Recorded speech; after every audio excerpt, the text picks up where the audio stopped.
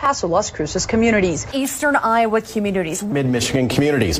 We are extremely proud of the quality, balanced journalism that CBS 4 News produces. But we are concerned about the trouble and irresponsible, one-sided news stories plaguing our country. The sharing of biased and false news has become all too common on social media. More alarming, some media outlets publish these same fake stories without checking facts first. The sharing of biased and false news has become all too common on social media. More alarming, some media outlets publish these stories that simply aren't true without checking facts first. Unfortunately, some members of the media use their platforms to push their own personal bias and agenda to control exactly what people think. And this is extremely dangerous to our democracy. This is extremely dangerous to our democracy. This is extremely dangerous to our democracy. This is extremely dangerous to our democracy. This is extremely dangerous to our democracy. This is extremely dangerous to our democracy. This is extremely dangerous to our democracy.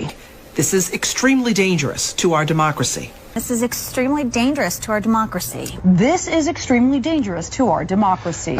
This is extremely dangerous to our democracy. This is extremely dangerous to our democracy. This is extremely dangerous to our democracy. This is extremely dangerous to our democracy. This is extremely dangerous to our democracy. This is extremely dangerous to our democracy. This is extremely dangerous to their democracy. It is. And I thought we lived in a republic at best with some democratic,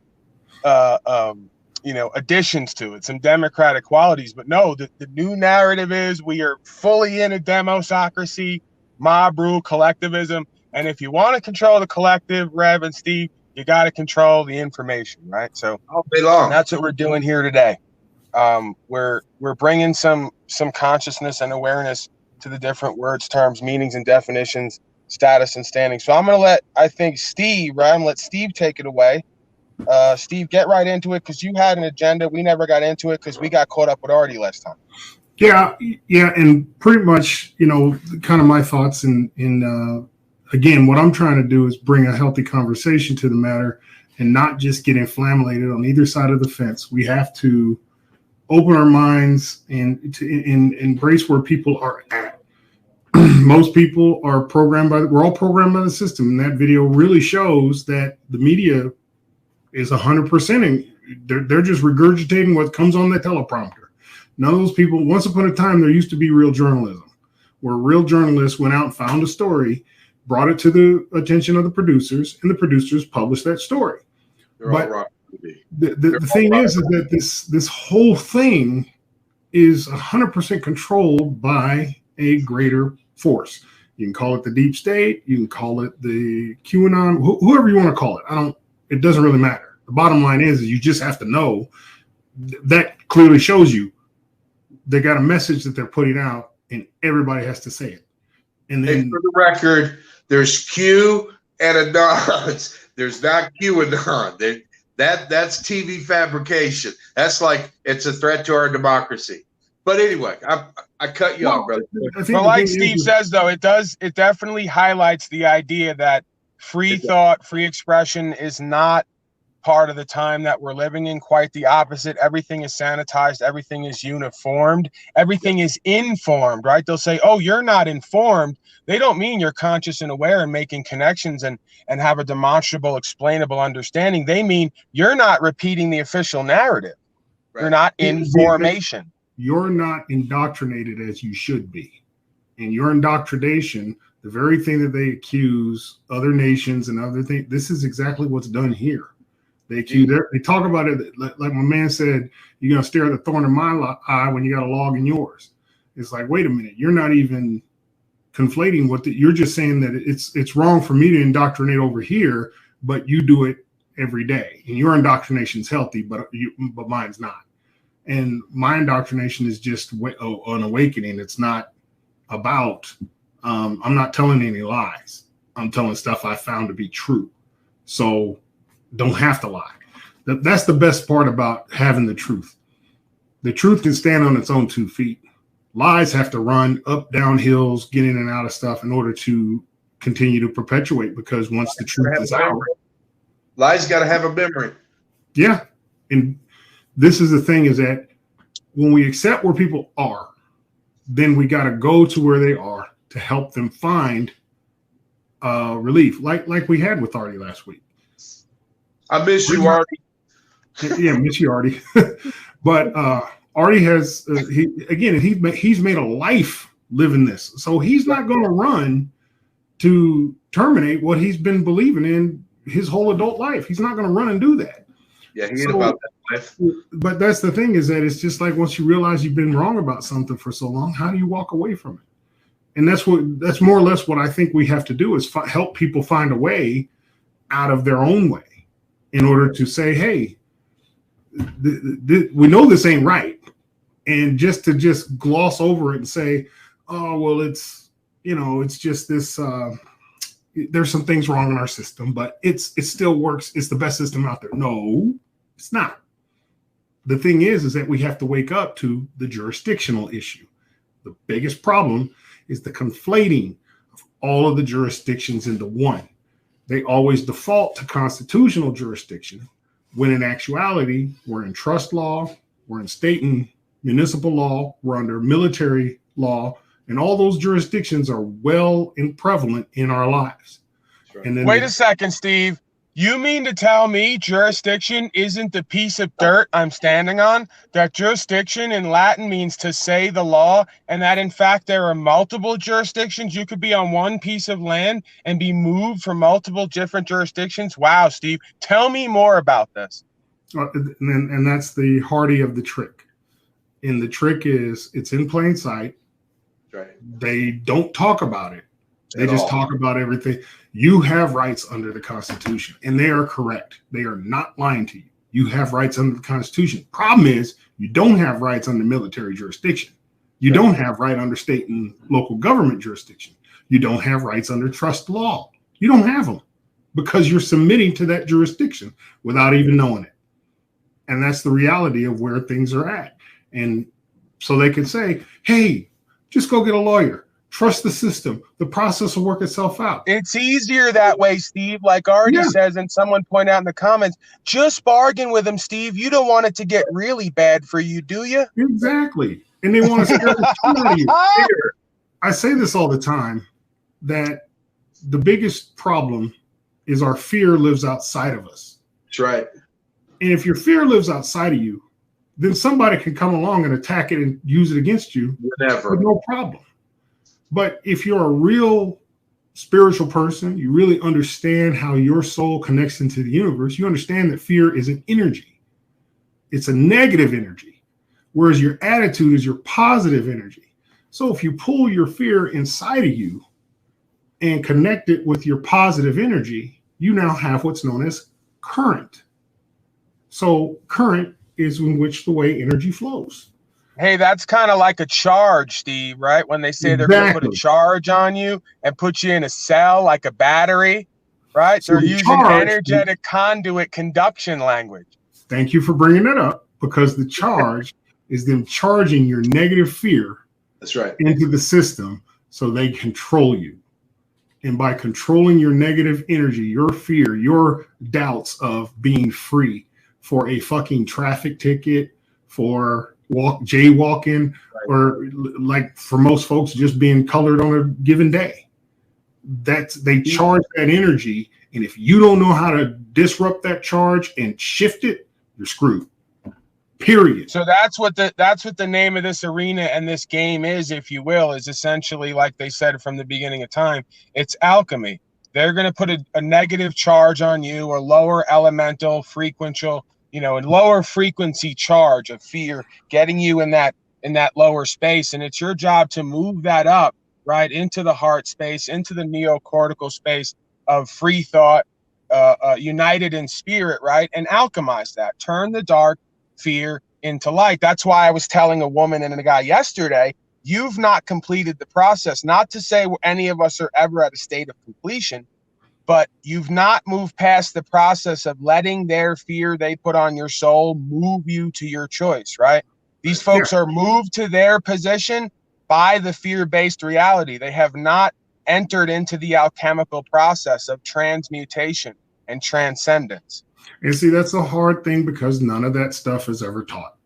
Right. And the reality is this: they cast the spell, but it's you that stays there. You're the one that actually becomes what it is they cast. Why? Because of this and because of this. And if you don't know this from this to this, you're going to be stuck in a spell. And that's where the people are.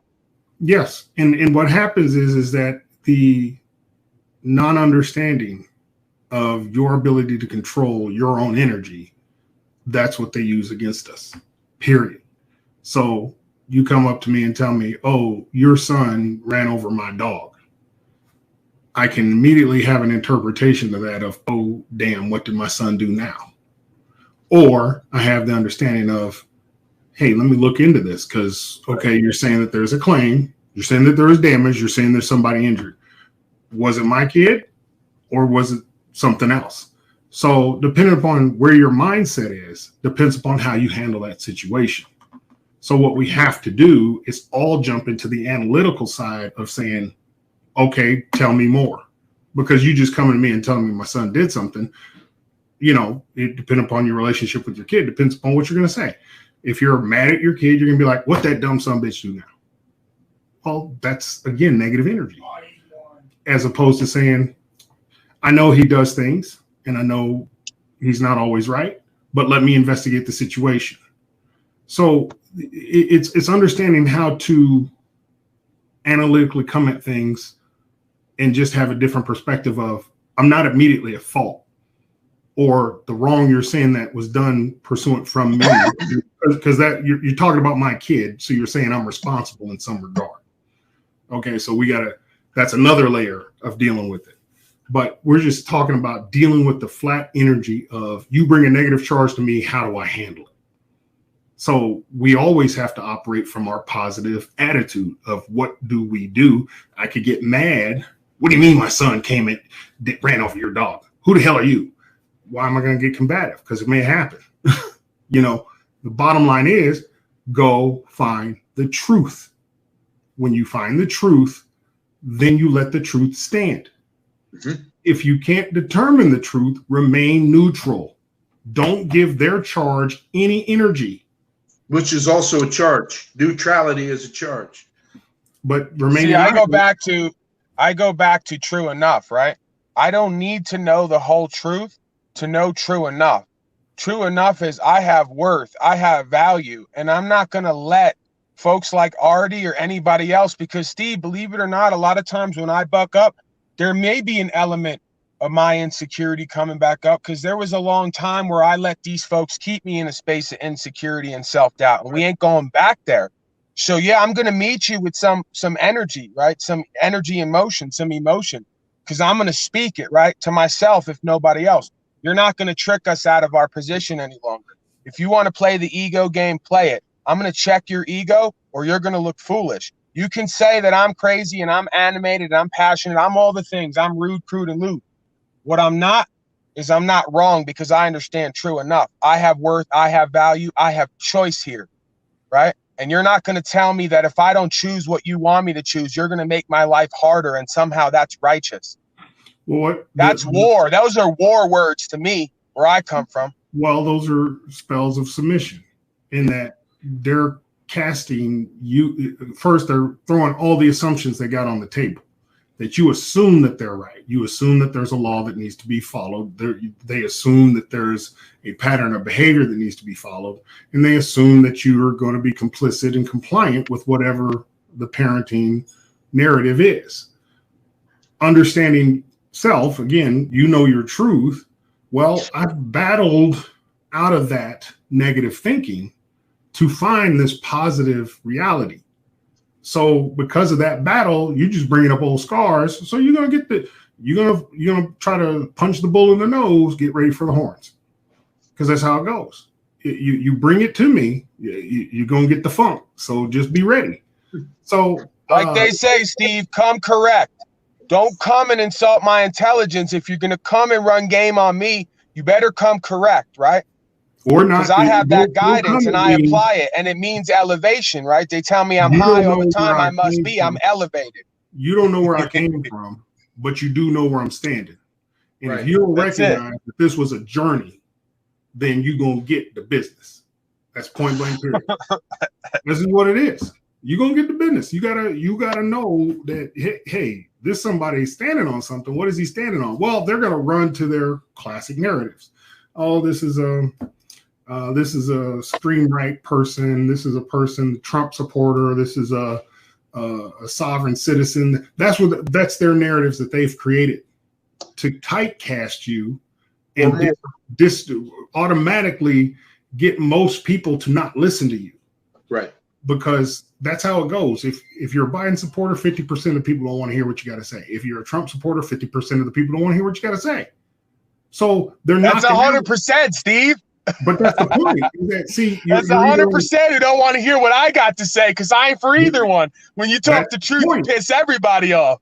Exactly. That's the point, because the reality of the situation is they force people and bifurcate everything. If I can put things on 2, when the actual current requires 3, positive, negative, and neutral.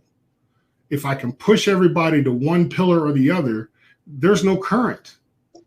There's no energy moving. And then they'll jump in the neutral and make it move. And they move it the way they want to. But that's where we have to wake up and realize that we control that energy. And if we unite in the neutral, we can have both the positive and the negative work for our benefit, as opposed to us being polarized, which is what they talk about all the time, polarization. By everybody separated, they can always stand in the middle and make whatever story they want.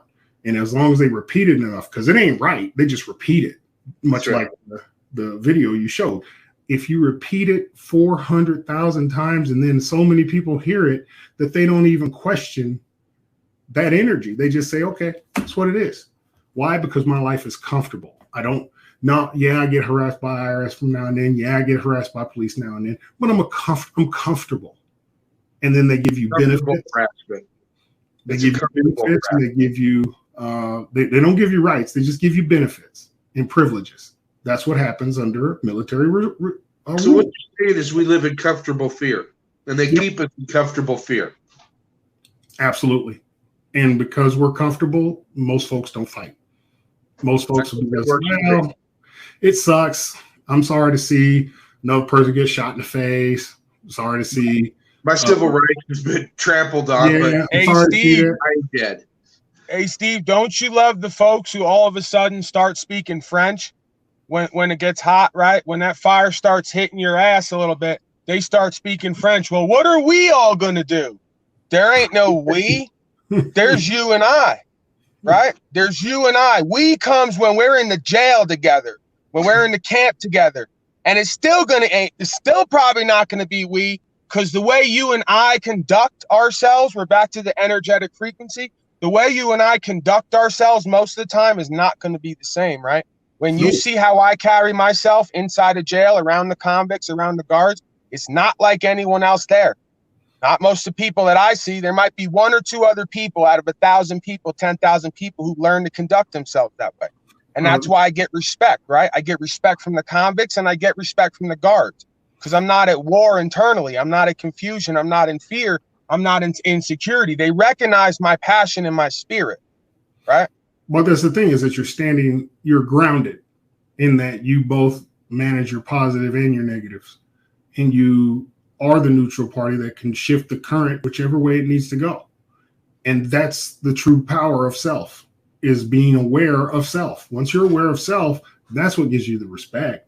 Right. Because most convicts, what are they in there for? Shit that they may or may not have done, but they're forced into a way of life because the system is not there to help you. The system is there to convict you and could take your energy from you if you don't know how to manage it. That's why they created the trust in the first place. But Steve, if it's so bad and scary and we've been duped and they've got us all in slavery and mind control, isn't there strength in numbers, Steve? Absolutely. Isn't it better to be part of a group? Absolutely. Because again, it's just like connecting batteries. If 20, always though, Steve, I was trying to set you up, but you didn't go where I wanted you to go. It's always better to be part of a group, Steve, and there's always strength in numbers. Well, here's the thing, is that you got to understand the forces of energy. The energy does not say, I'm going to hurt this person or save that person. The energy just moves. And if you understand true alchemy, you understand how just moving the energy is the power, nothing else. So how you move it is entirely at your discretion, because clearly they've been moving it the way they want to for centuries now. And it's always been to serve them. But at some point, it does have to balance.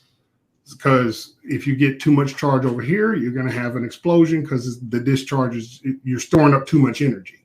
The energy has to keep moving. That's the thing. It's a current, and you have to move the current. So whatever group you form is entirely up to you. But how you use that energy, that's where the forces of nature are going to balance you out, whether you want it to or not. And so the group is only beneficial if the individuals who make up that group, if I could use the word individual, right, in a non-legal sense, the individuals who make up that group have to all be moving the energy essentially in the same direction. Yes. By the same yes, way of conduction, right? Think of it just like a capacitor. The energy has to move around the capacitor in a cylindrical form. If it does not, if you try to go up or down with it, it doesn't store, it doesn't charge, it doesn't create amplification. It just stays whatever it is. But once you learn how to amplify it, as long as everything is lined up like it's supposed to be, the energy can flow. You have to line things up. And what I believe with their system is they allow us to have some benefit. So they literally are a transformer. If you understand that transformers can take a power surge higher, they can up the amperage or they can lower the amperage. That's what they do. But they let it go because they can't hold it all at place. They can't keep you completely from utilizing the power you have. So they let you have some. So what we need to do is change the transformer. Don't allow the transformer to limit our power. Allow the transformer to open. And that's on us. And if we don't understand the individual self and how we fit in that capacitor or how we fit in that transformer, if we don't understand that, then we don't have any energy. We don't have any power. So basically what you're saying there is we have to be grounded. If we're going to use the electrical terms, we have to be grounded. We have to be free, right? We have to be free of the corrosive belief systems, right? Get that vitriolic acid out, scrub down those terminals, so we can get back in a flow state where we just have the natural source conduction and energy flowing through us. And then it's about where we direct it, right? So I interpret that as most of our learning is really unlearning, right? We have to get rid of, my father used to say to me, Paul, you're going to go out of your mind looking at this stuff, right? Maybe a lot of people do need to go out of their mind. They need to get back centered into the heart space, right? They need to get back centered into the source energetic space. I would say 80% of the people I've learned this from are crazy in some form or fashion. Me too, Steve. Me too. Even me. Well, you are your own way, but in me too. I mean, because the thing is once you're sober on what the problems are and what you've been conditioned, they conflict. Right. So that conflict causes an issue, because now, hey, I've been conditioned that, things may not be so bad, but this government's going to take care of me. And to stand outside of this government, they label you crazy anyway. Yeah, they're gonna if you're non-conforming, non-submissive, you are crazy, because this system is here to protect you. And if you don't see that, that is because you're crazy. Well, like they told you, I didn't mean to cut you off, Steve. I thought you were pausing there when they told you in the beginning of this video, right? Free thought and free exchange of information is dangerous to the democracy. And we know democracy is collectivism and mob rule. So they're telling you free thought and free expression is dangerous to having groups of men rule over the individual. It is it's scary. And again, it's the thing is that the spinning of the words is alchemy in and of itself. The manipulation of emotion and thought is alchemy. All of that stuff is all on the table. This is all alchemy. You know, one of the things I told Rev a long time ago, and I don't know for a fact, I'm just throwing it out there, but like I look at like the Egyptian Book of the Dead, how they talk about it as, you know, being, you know, romanticized, like in all the movies and stuff like that. But what if the Egyptian Book of the Dead was just the first level of this manipulation, of them manipulating the people to do the work that they needed done? And they just evolved it from the Egyptian Book of the Dead to the Roman Trinity to the Bible we're currently under. Again, I don't doubt that there's stories in there that are absolutely true, but they're manipulated to control the people, because religion is the number one way that they've used to control society for centuries. So again, if your fear is outside of yourself, then you are not the transformer. You are just an energy component in the system. You're a battery. But if you would that be a transistor, Steve? I don't know if I have the right language. You know, transistors hold back current and prevent power from flowing. So that's it, right? You're not the transformer. You're the transistor. Yeah. So there's an interference with that transmission. So what we got to do is be the transformer and emit the energy we want to emit, and not let somebody else control that energy. And that takes independence. And most people aren't. Most people are conditioned to be submissive. Wow, this is amazing. So we have to energetically get off the grid like we do with solar or different forms of power. We have to get ourselves off the codependency of the grid, and we have to generate our power independently from the matrix, from the web, from the grid, right? They call it the World Wide Web. I mean, these are all tools, but they're taken over. They're in the hands of the dark one. I'll give you an example that could both work in impoverished areas like the inner city with people that are on welfare, or out in the ag communities where farmers and ranchers get a government subsidy. Anytime you have the government giving you something, first of all, the government doesn't give anything. We get taxed for it. It comes off our back, our rear end. But the reality is you've got two demographics. Usually the inner city is probably very Democrat run. And out here in ag country, farmers and ranchers are usually Republicans. However, are you ready? That it's still two wings on the same bird. They're both getting government. So when you talk about a government subsidy to a farmer, they look at you like this. Well, I got bills. I've got a farm to run. I've got unnecessary profits and losses that are coming in and out. I need that money. Not necessarily unnecessary profits, but losses. Same thing goes with the inner city. Hey, we got marginalized jobs. We don't really get above minimum wage. I need that money to make it. And here's where we become trapped. And it's not trapped just financially, but once we take a bite of their apple, we now are eating off of them. And they now get to dictate what we eat, how it's going to be eaten, when we're going to eat it.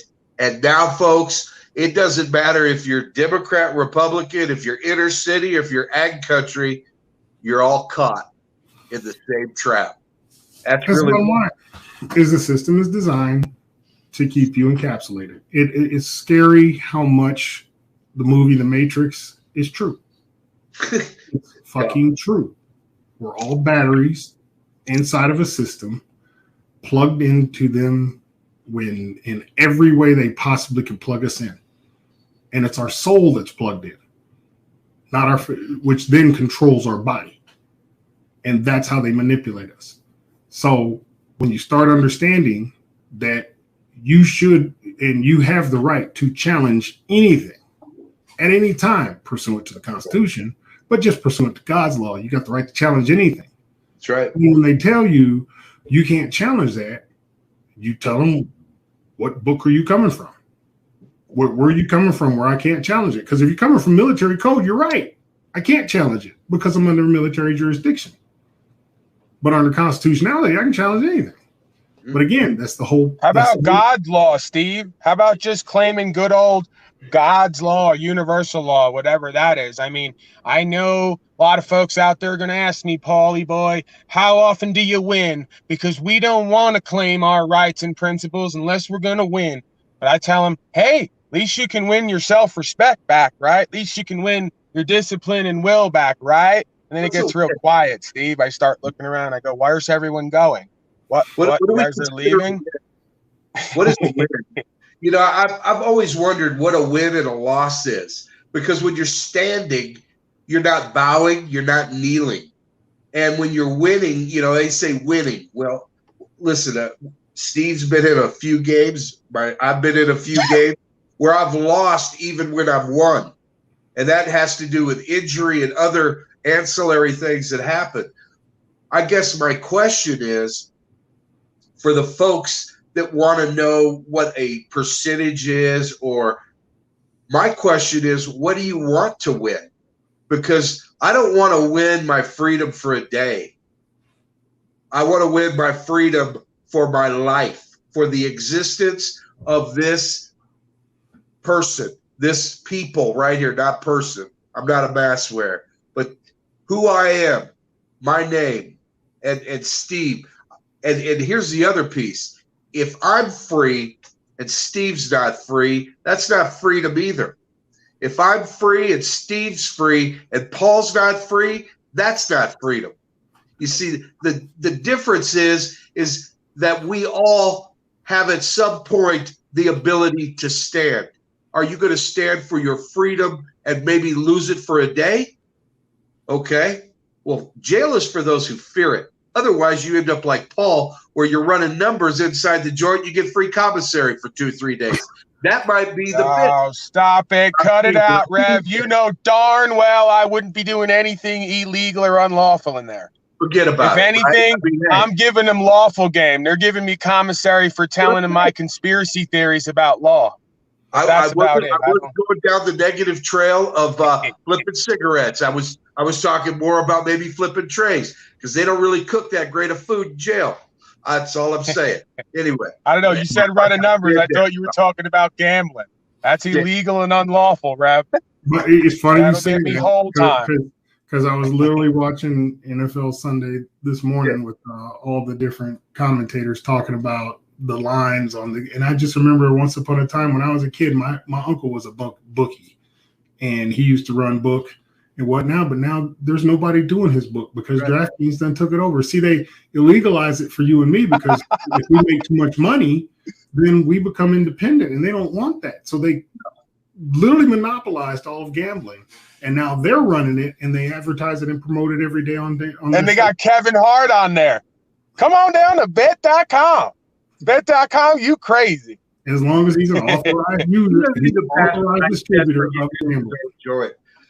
But that's the thing, is that they say is drugs, same thing. It's illegal distribution, but they could do it legally through.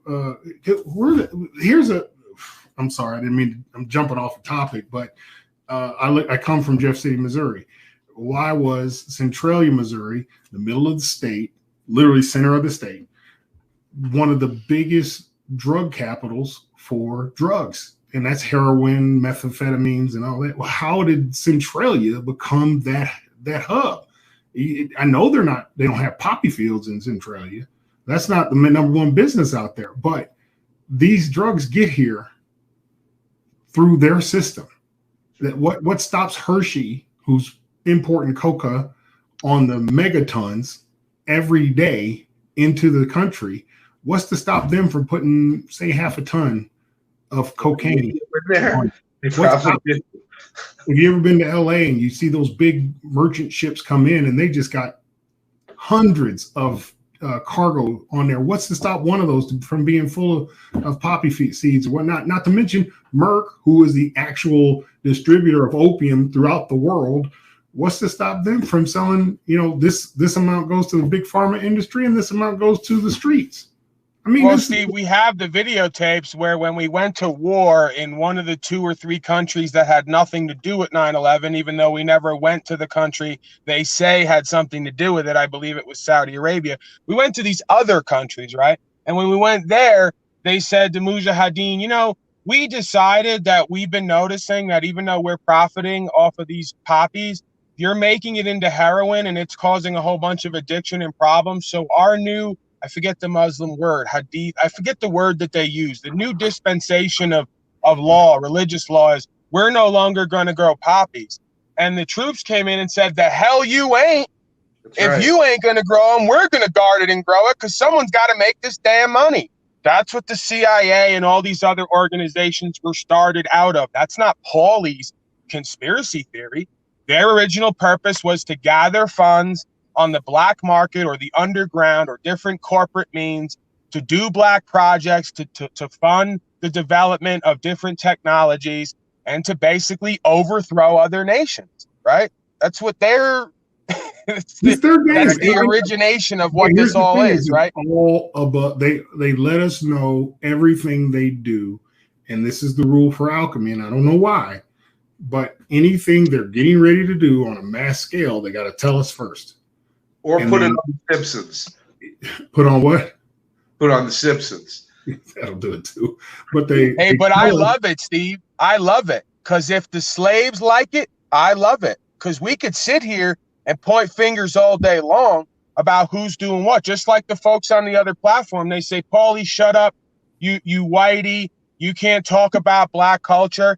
And I say, we could keep pointing fingers at all the folks who brought the guns and the cocaine into the community, or we could take the onus and the accountability and responsibility on ourselves and actually say, hey, if we weren't using it and distributing it and emulating the profiteering off of this destroying of ourselves in the community, we wouldn't be experiencing this state of beingness, right? I'm telling you that's still a narrative, because the real destruction of self is just on each individual person.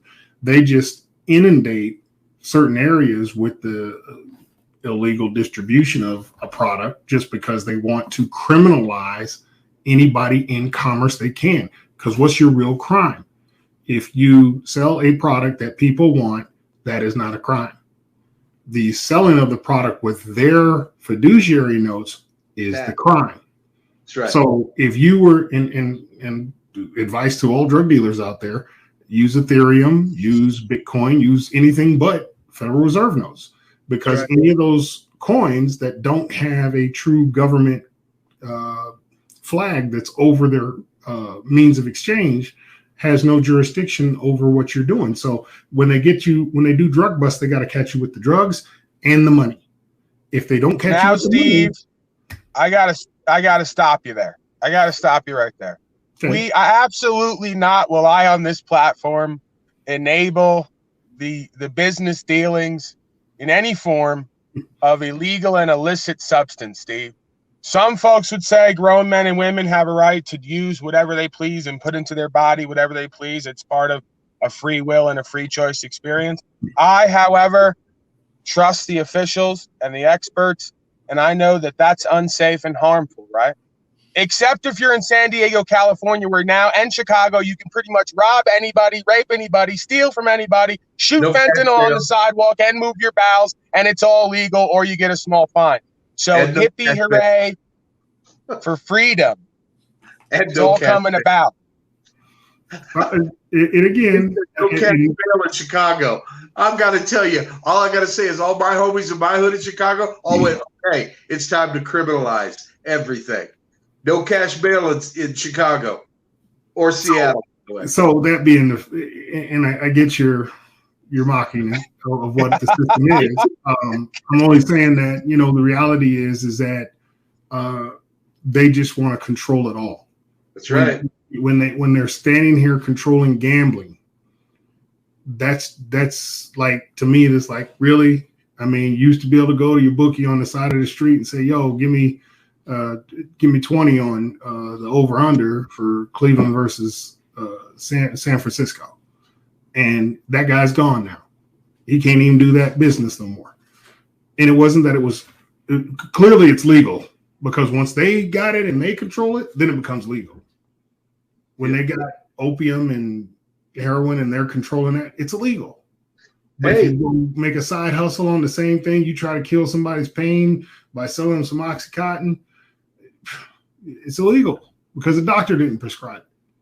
And see, the doctor ain't getting a kickback from that prescription that you just distributed without their consent.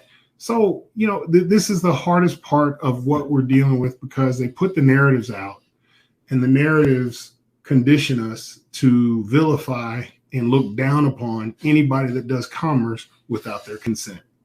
And that's really what taxation is. Theft.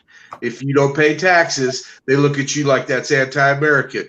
Well, go into the federal tax law and find the tax code that says that federal income tax is mandatory and not voluntary, and we'll all wait.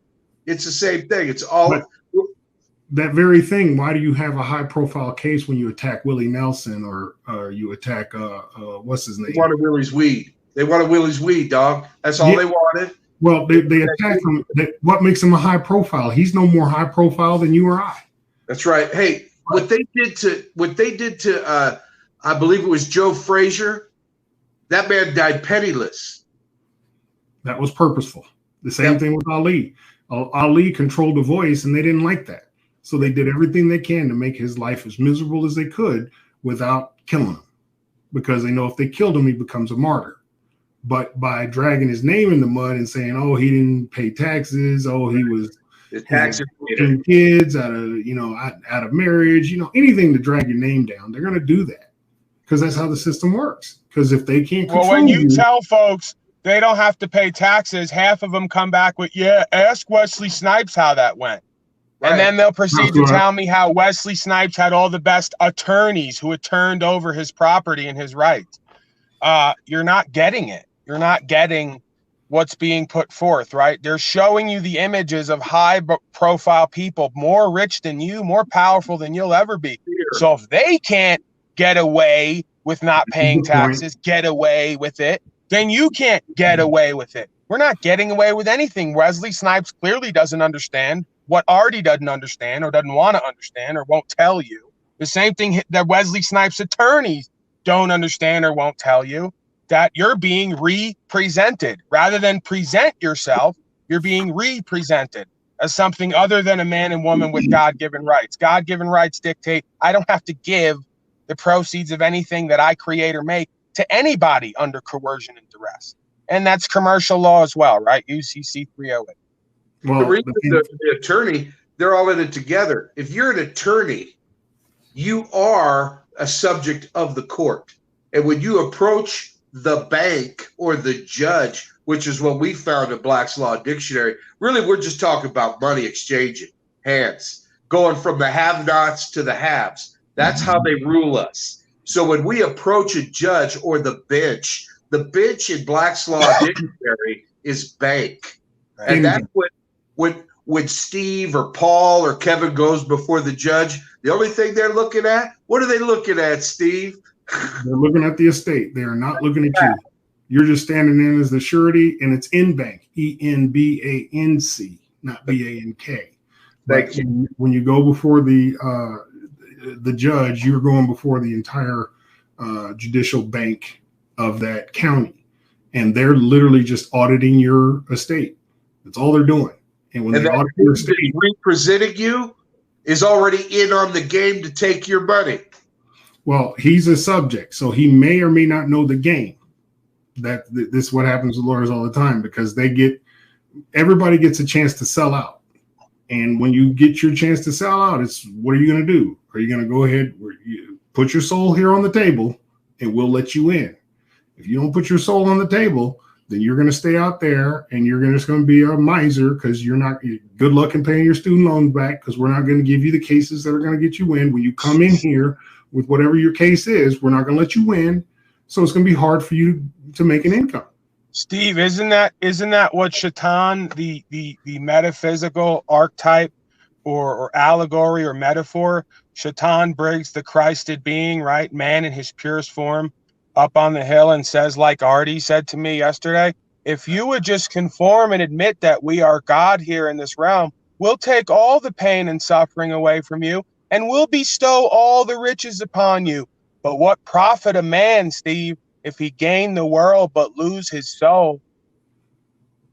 But IMA says the language I use is not Christian. He must have forgot about when Jesus cursed at a tree, Steve. Remember when Jesus cursed at the fig tree, right? That was probably unchristian, Steve, and very impolite when he was going around whipping people and calling people slaves because he was trying to teach them, and all they did was keep shitting on him and trying to sell him out. That's Reb's area, just so you know. I would love a language defined of what is Christian and what is not Christian. Full stop. I'm looking for the thing I look at is no matter which way this turns, the awakening has to come from in the self. If you don't awaken inside of you, and just by simply admitting there's something wrong, admit that there's something wrong. When you first do that, then you can go to the next step. What is wrong? They're telling me I got rights when they completely violate them every time I open my mouth. Right. And then when you start looking into how do they do that, again, we got to jump to jurisdiction because it's fundamental. Yes, under Constitution, you have rights, but clearly under these others, you don't. Sure. So what are those jurisdictions and what gives them power? Then how do you take that power back? Number one, get rid of your driver's license. Get rid of your passport. And people are going to say, oh, you don't want to do that because now I can't drive. You can't do this. If you are a commercial driver, you have to have your CDL because that's commerce. So your CDL is fine. But when you're a domestic driver, you just have your license. And that's you're basically volunteering to pay commercial fees, even though you're not doing anything in commerce. You're just traveling. So these are two things.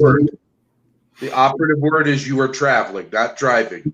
You're not in commerce. You are traveling. Now, yeah, but somehow, guys, the definition of driving and traveling changes 3 different times depending on what you consult. How does that happen? You want to? It's not so much. This is where they do the verbal gymnastics. Yes. It doesn't change. It's still the same. They just use it in different contexts. And then with the different contexts they're throwing it in, it discerns what they're really talking about.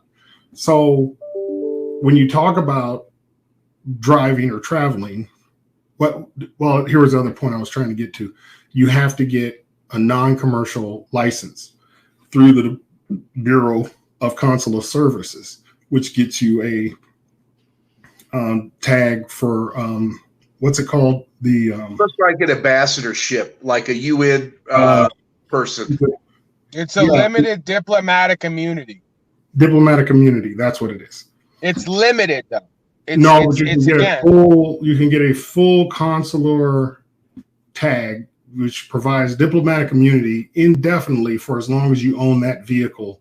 Sure. What I mean by that is, Steve, is that even quote unquote diplomatic immunity, there's never immunity because this is what these folks will do is jump right in and say, aha, Paulie wants to rise himself from mere manhood status to the status of a god or a demigod, some kind of a diplomat, some kind of a policymaker.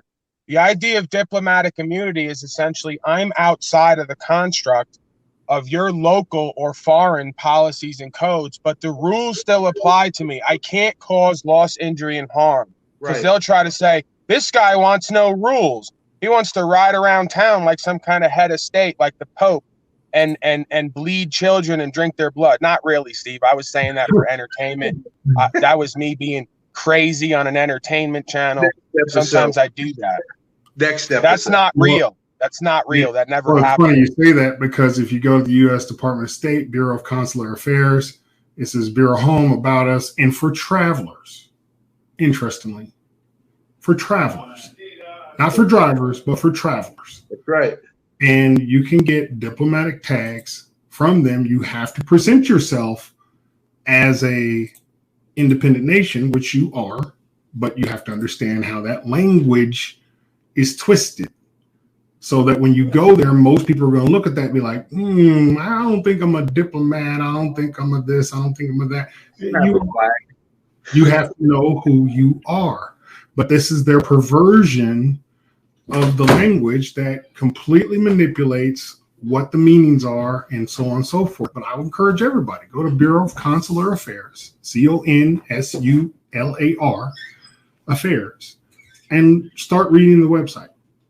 It's Department of State, and start learning what it is to get tags. I've filed for my tags. They won't send me shit. They've stuck me in limbo. That's where I'm at. He's man without a country. Yeah, I don't have a license and I don't have a passport, and I filed for my tags and they just won't respond. The passport, I filled that thing out a special way, which keeps me from it, and they won't send me my information back. So the reality is, but pick your battles is what I'm going to tell you. Number one, taxes. That's probably the easiest thing to beat. Federal taxes are the easiest to beat. You can fight federal taxes just by sending them a letter saying, show me proof of the obligation to pay, and I'll be happy to review whatever the obligation is. Well, if you don't fill out a 1040, there's no obligation to pay. So that's the first thing. If you fill out a 1040, you have an obligation to pay. If you don't fill out a 1040, there's no obligation to pay. And as a matter of fact, that's kind of scary, Steve. That sounds kind of scary and unsafe. If I don't fill out that paperwork, what if they just like, what if? Like, I could get into so many what ifs. I'm not too sure I'm ready for that much rights and freedoms. Michael says he's looking for the actual definition of freedom. So maybe that's a little too free for me. Can you give me the actual definition of freedom? Freedom's whatever you want it to be. You know, if people say, and I have this argument with my family, you're free. You're not in shackles and handcuffs. It's like, you're right, but at any minute I could be, just for literally being minority today, or going 26 and a 25. They have the authority based in their jurisdiction to detain me for any reason they deem necessary. And probable cause is the worst of all, because probable cause just means you're a large native man. I think you're going to hurt somebody, even though I've been guilty of no crime pretty much my whole life. I got a couple fights when I was in college. Huh? You look a little suspicious, Steve. That's like, I don't know if you noticed the other day, I do this thing now where I'm officer unslaved part-time, and sometimes I have to search suspicious citizen slaves just based on how they look. Right? I don't even really have any probable cause. So you do kind of look suspicious. Some people would say you kind of look suspicious. So you might have to be dealt with a different way. But that's the world we live in, Steve. You understand that, right? In order to keep everyone safe, yes, some people got to give up their rights. So we all kind of feel a little safer. That's let you know, you don't look suspicious. You're just big as shit. And it's 6'5", 305 pounds up against what I consider to be average, best of the lousiest of the best, 5'9", baby. That's where I sit. You take them. Not throwing beautiful, but nonetheless, the thing Keith Polly here saying, problem is a lot of jobs force you to fill out a tax form. The only tax form you're going to have to fill out at a job is an I-9. That's right. And you fill it out and don't put your social security number on it. Don't put your social security number on it. Write N/A. If it asks you for your social security number, and turn it in. They ain't gonna like it, but you're volunteering how you're gonna fill it out. That's right. And I've gone through that with a employer years ago. When I put NA on there, they was like, well, you got to put that in there. I said, no, I don't. Show me the requirement that says I have to. Well, do you want the job? Yeah, I'd love the job. But when you challenge them, they need workers as bad as you need the job. So the thing is, Steve, I'm pretty sure that you can go ahead and sue somebody if they decide to discriminate against you based on how you fill out your paperwork and keep records. I mean, you can't tell me how to fill out paperwork and keep records saying, do I want the job? So you're going to admit you're prepared to hire me and I fit all the qualifications and I'm hired. But then when I fill out my paperwork and keep legal records the way I choose, you're going to take that job from me? Wow, that fits the FBI's definition of terrorism, doesn't it, Steve? Trying to impose your political ideology on me? Well, I mean, under coercion and duress. And again, you got to understand that every job ain't for you. And if I choose to use ERISA law or any of the laws that are in their jurisdictions, then I'm subject to that jurisdiction, and that negates any rights that I have because I've already submitted to that jurisdiction not knowing it. If you want to pursue this path of sovereignty and just getting out of the system, and you're going to work for a lawyer downtown, you're going to have some.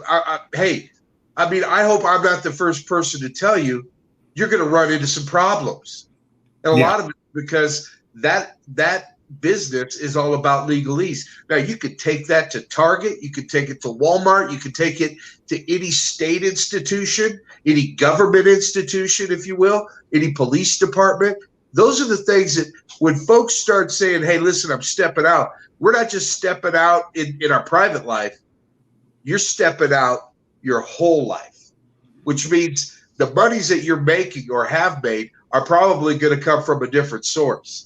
And it may come from what is a meager source at first until you build some kind of current, like Steve said earlier, with the energy and making sure that you've got. First and foremost, you have to pull yourself out as the surety or the liable party. Now, you can do just like the judges do. They stand in all 6 of those jurisdictions. You can stand in all 6 of those jurisdictions. The hard part is you're submissive in all but one. The other jurisdictions that you're submissive in, they have supremacy over you.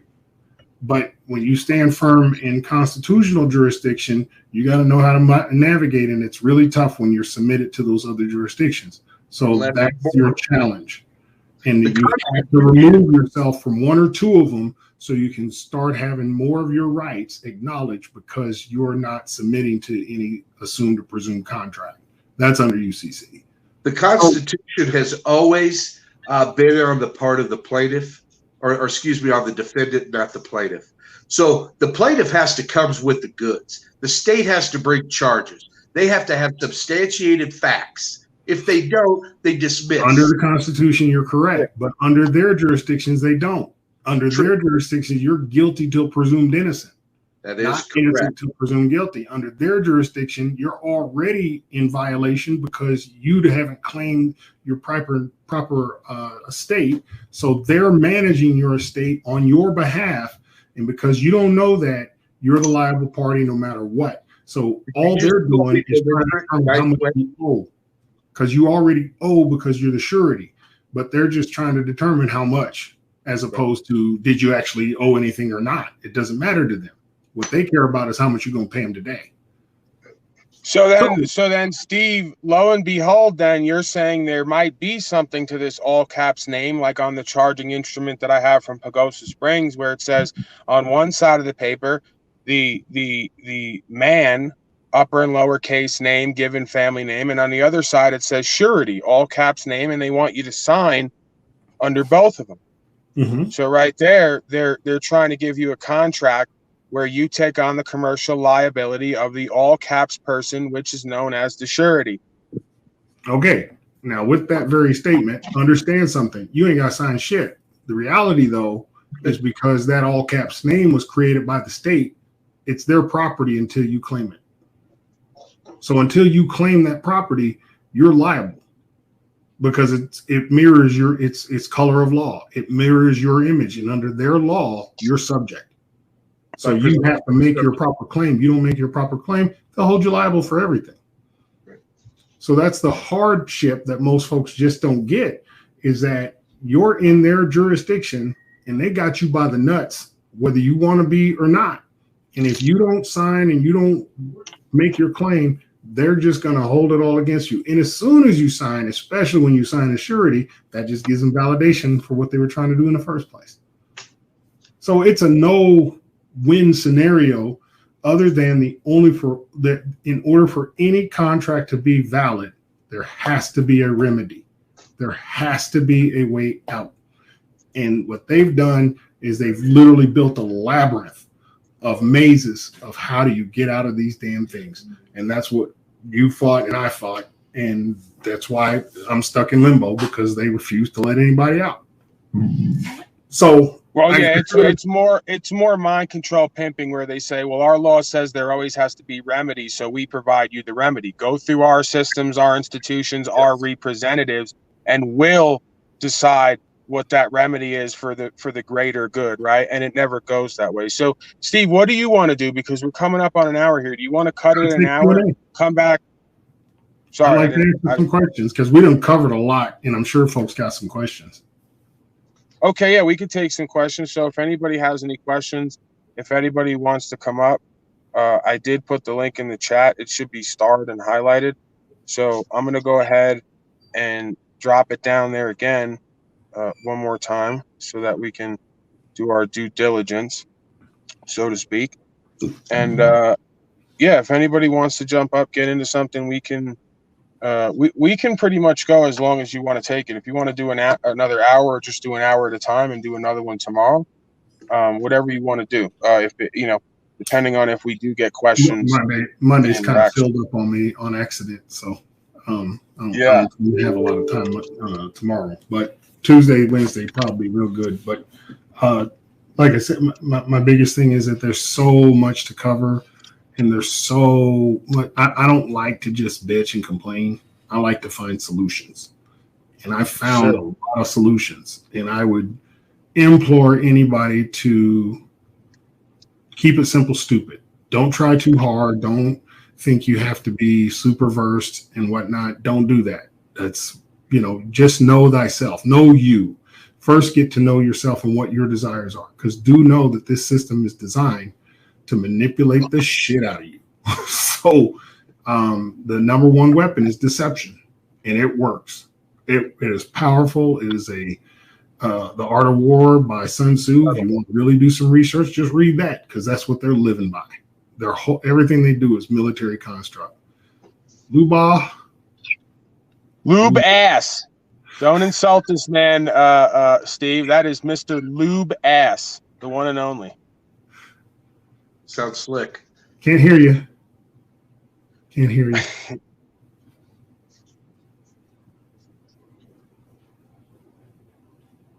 I was hoping he's the guy. You ever see the Liver King? It's actually this guy. He runs around with no shirt on, biting into livers of animals. Is that even politically correct these days? What, a t-shirt? What is a tank top? There it is. I've been calling them wife beaters for like 30 years. So it's cops. You blame cops for that. He got that on. I thought you were going to rock one of those today, Steve. I was like, here we go. I have to put the gun show out. Lou Bass, what's up, man? Did you just come up here to stare off into the distance with a stoic look on your face? Because I'm into that. It shows mute. You're on mute. You're muted. Can you unmute him, Paul? Let's see what I got. Talking about the reader. All right, you're now can't unmute your guest. The mic is not connected. Come on, Lou Bass, get it together, bro. You got to have a mic connected. You got to be smarter than the equipment. That's what I always tell people. There you go. The mic is not connected. Damn it! I'm a fucking. We can hear you now. Oh yeah. I believe that was the F word, loud and clear. It's all that meat you're eating, Lou Bass. It's gone to your brain, man. It's all that the carcinogenic fluid. Shit. Yeah, we got you. We got fucking shit. Stereo. We hear you. Automatically. You're just delayed, that's all. He might be pulling up a question. Can you hear me now? Yes sir.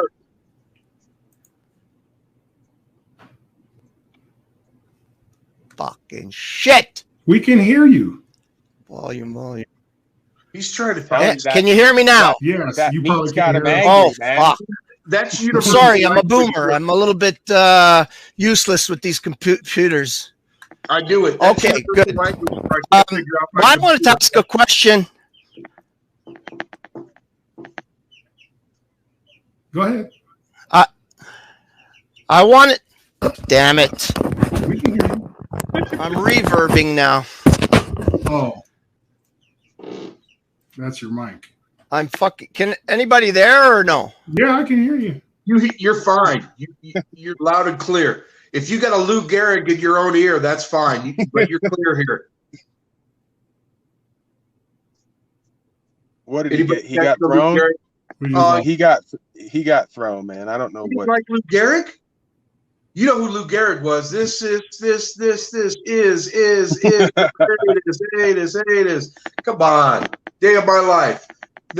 I consider him to be the unluckiest man on the face of the earth. I believe Lou Gehrig said something along those lines. So I'm going with the theme. The luckiest man on earth. Yeah, that's what he said. And subsequently died of ALS, Lou Gehrig's disease. There you go. I mean, not too long after that. There's nothing funny about that, Rev. Don't laugh at that. It's not funny. Now, see, I'm the guy you can't take to events that are serious, okay? Because if you're sitting by me, it could get a little chopped up. Are you there, Lou brother? Bass is back. Oh, shit. Can you hear me now? Yes. Holy Ron and jeez. Poppin'. You've hit the big time. Smokes. Okay, sorry about that, guys. How are you? I wanted to ask a question about all of this information you guys are giving. Now, I'm a Canadian. I live in Canada, obviously, if I'm Canadian. My son just left for Florida. He goes down to Florida pretty much every winter. He doesn't like the winter here. I get it. So he goes down there. Do you guys know how it works for somebody that comes down to the United States that is not like a citizen, like, do a lot of these rules apply just to American citizens, or can a Canadian come down there and follow these kind of things? Like, if I were to have a gun on me, would they, does the Second Amendment apply to me? Or is it really something unsafe? I just want to say, first and foremost, guns. That sounds really unsafe, and I'd be Steve. I'm gonna let you handle this one. I don't know if I can even talk about the hands of Canadians sounds unsafe because we could be attacked from the top and not just the bottom. That's a sick joke. Sorry. Well, hey, look, we did burn your White House down once, right? I like the fact he went French on us and just said, "We burned your man." Insulting. Good second, Steve. I just heard something about this. The fact of the matter is that there was a treaty signed between the United States and Canada that has to do with like moving violations, driver's license, things of that. So that if you're in Canada, you come to the States and you have a driver's license in Canada, they honor the driver's license here in the States, meaning you don't end up being someone without, quote, a driver's license. Now, that all being said, we're trying to break out of that system, Lou. So yes, yeah. Anyway, well, that's what I'm saying. That's what I'm trying to figure out. I know that the treaty exists. I can use my driver's license in America. I get that. That's been there forever. What I am asking is, if I were to go down there and invoke my rights as a traveler, would it still? Can I still follow the same principles? You're under international law when you travel, so you'll fall under the treaties of The Hague and human rights. Now, if they acknowledge that the Canadian driver's license is acknowledged as being a valid form of ID, they're just acknowledging that whatever your province or wherever you're living is, they'll acknowledge the laws and rules under that. So understand, you're still it's the same system. It's global. If you're quote unquote a first world country, it's the same thing. The only difference is if you're not under first world type governance, then that's when you're 100% under Hague and human rights. So you actually have better travel capability if you're not in the system. So you said something about following the law, like as if it's in my country, like I follow the same kind. Your law. So then I wouldn't be able to have a gun. Now you would have to have your diplomatic immunity recognized in order for you to be able to travel in this country without being subject to the laws of the country, in particular laws of the state, because the state always has superior jurisdiction even over federal. But because you're an international traveler, there are certain things you have to adhere to, and I would just recommend try to be within the laws of the state, and whatever the rules are. If you have a license of any kind, you are subject to their jurisdiction, and if they would just extradite you back to the country, that's probably what they would do, unless you actually hurt somebody's person or property. So the idea of a Canadian having a firearm in the States is you won't get past customs, and then in the United States you could buy a firearm here, okay, because this is America and we love guns. However, getting it back to Canada is going to be the problem because you can't take possession of it in the States. That's what I have guns. I have guns here. Like, I mean, I'm not allowed to have handguns because there's two different systems. There's a restricted and a non-restricted. You have to have a license to have a gun here. So I have a license for non-restricted firearms, which are like shotguns, rifles, most rifles. Right. But you can't have like a handgun without a restricted license. You can't have an AR-15. There's some rifles that are classified under the restricted that you need that license for. But I'm wondering, because I'm worried about my son, to be honest, because he's a smart prick, but he's a cocky little prick too, right? And I'm just worried about him getting down there because he buys property down there and he'll fix them up and he'll sell them. And he just sold one in Florida. I think he's in Florida right now. He just got there. And I just worry about him, and I want to be able to say, look, man, just don't, watch out, because like I could see him buying a freaking handgun just to have it for protection, thinking that he's in America and that it's all good. And that's what I'm kind of worried about it. I mean, what the hell's wrong with him, man? I know. You raised him to be a little bit more safe than that. I know. One thing that we know is if someone starts with you, you hide under the bed and call policy enforcement. I know, man. I know. I got to get a hold of him. Yeah, well, he's got two strikes against him, right? He's got me as a father who I've never followed the rules, and he's half Italian. I'm a full Italian. His mother's Portuguese, so he's half Italian. So I don't know if you know what they say about Italians, but if in Europe, everybody knows if you say about a Frenchman, you say, oh, they eat a lot of butter. If you say about a German, oh, they're very staunch and very, organized. If you say about an Italian, well, they don't follow the law. So he's got those two strikes, right? I'm worried about him not, getting fucked up with a handgun. I'm Italian, and I take offense to that because I absolutely follow the law. I just don't give a fuck about legal policy and process because I'm not a member of the legal society. I'm weird like that. I know. I hear you. I don't think if he bought a handgun in the States, he would actually get to take possession of it. Just so you know. That's the way the law states here that, he could be in Florida at Joe's Handguns or whatever. He got a Glock, a beautiful Sig Sauer 9mm in his hand.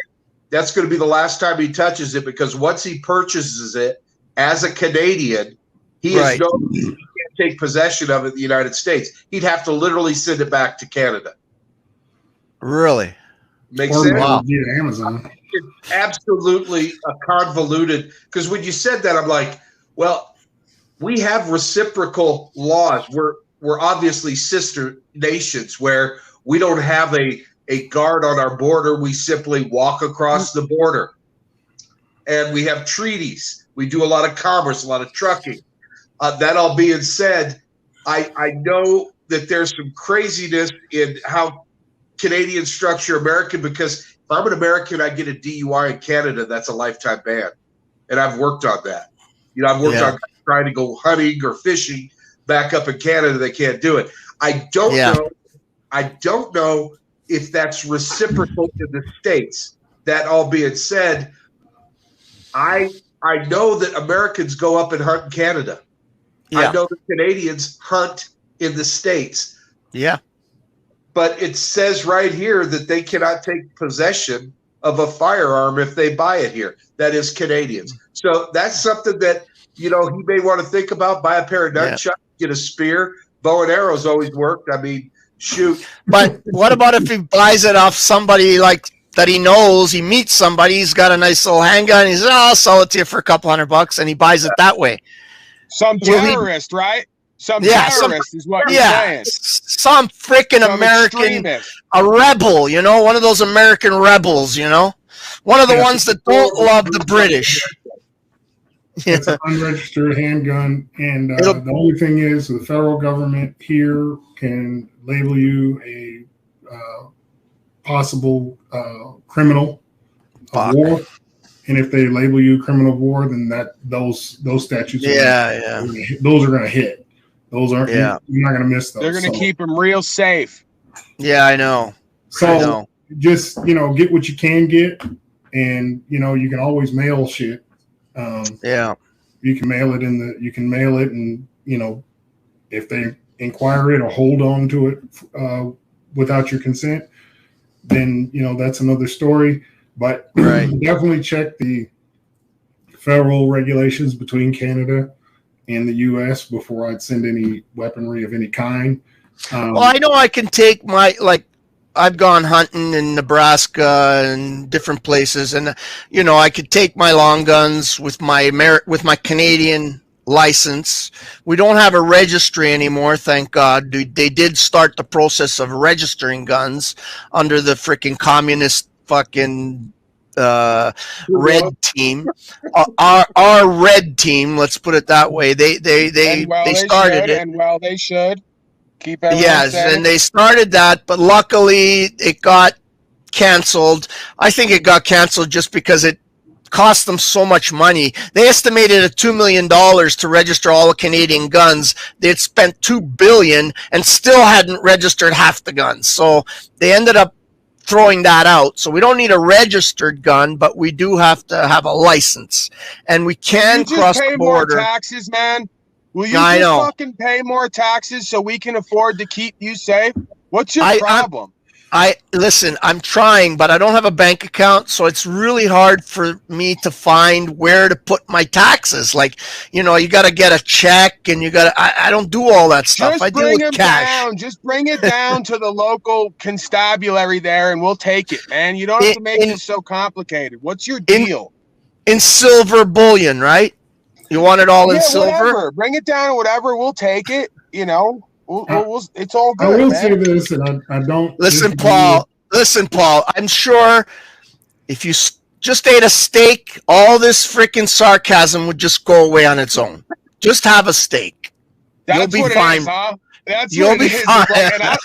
And we know now sarcasm is life-threatening. There's a lot of folks who are dropping dead now, and they say the Daily Mail says it's because they're sarcastic. So that might be what it is. I'm pent up and angry because I haven't done enough slavery and genocide in my personal life. I really just need to consume another life and get back to. Well, if you just drink the blood, but it has to be fresh. Absolutely. You drink the blood when it's fresh. You'll see the rush. Like when I kill rabbits or chickens or small stuff like that. I always save the blood even of large animals because it's highly nutritious. And I do blood sausage and all that kind of stuff.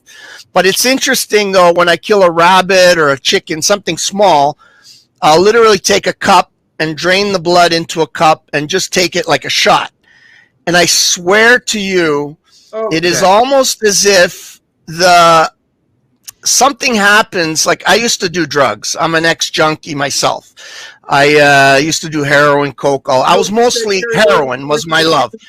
But I remember when I did cocaine. You try a blood shot from the neck of a slave, right? Yes, a half Italian, yes. A half I got Italian, a couple of maybe those. 40 to 60 slave, lived a full life. You just strap them down, put them in gear. You get some of that blood, you take a hit. Oh, man, you get them warm fuzzies right down your back. But it's interesting. It is true, though. I don't know about these fucking elites that drink human blood, but it is true, though, that when you drink fresh blood, it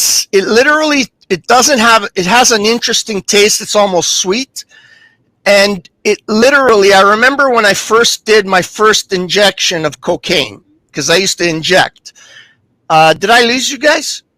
No, you're there. I wanted you on the full silver screen so we can really get into the vibe that you're bringing forth. Okay. Shooting All cocaine, drinking blood. Go ahead. So when I first did my first shot, I remember what happened because I chased it for a while. I never got it again. But there's this clarity that comes over your eyes where everything is sparkly and clear and really like has this really clear kind of sparkly. Everything becomes clear and sparkly. I can't explain it any other way. And every time I take that shot, my mother freaks out. She thinks I'm crazy, but whatever. It has this really interesting effect that things become clear and sparkly, and it gives you this boost of energy that when I'm doing 100 chickens in a day, it gets tiring. So you take a couple of shots every once in a while, and you got that boost up, right? It just gets you going. Yeah, I like that. I know you don't like it, Paul, but Billy, you know, when you see Billy come on screen, he's got that sparkle in his eye and he's got that clarity telling you about how we're going to bring services down to zero and everyone's going to own nothing and be happy. He's got that same gleam in his eye, right? So yeah. Well, but they do that with children, right?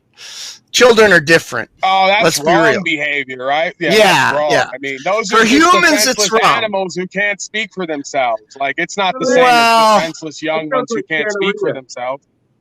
That sounds like Santeria. Santeria? Yeah, I don't know what that voodoo. It sounds like Satan's rectum. Is that like Santeria? Is that the translation? I don't speak French. Well, I don't know. I don't want to get into the meat subject because I know it kind of bothers Paul, and I don't want to offend him. Oh, it doesn't bother me, love man. your stuff. If you like it, I love it. Okay. Well, no, I understand how you feel about it. I just believe it is our species specific diet. And if like you don't have to tell a cow to eat grass.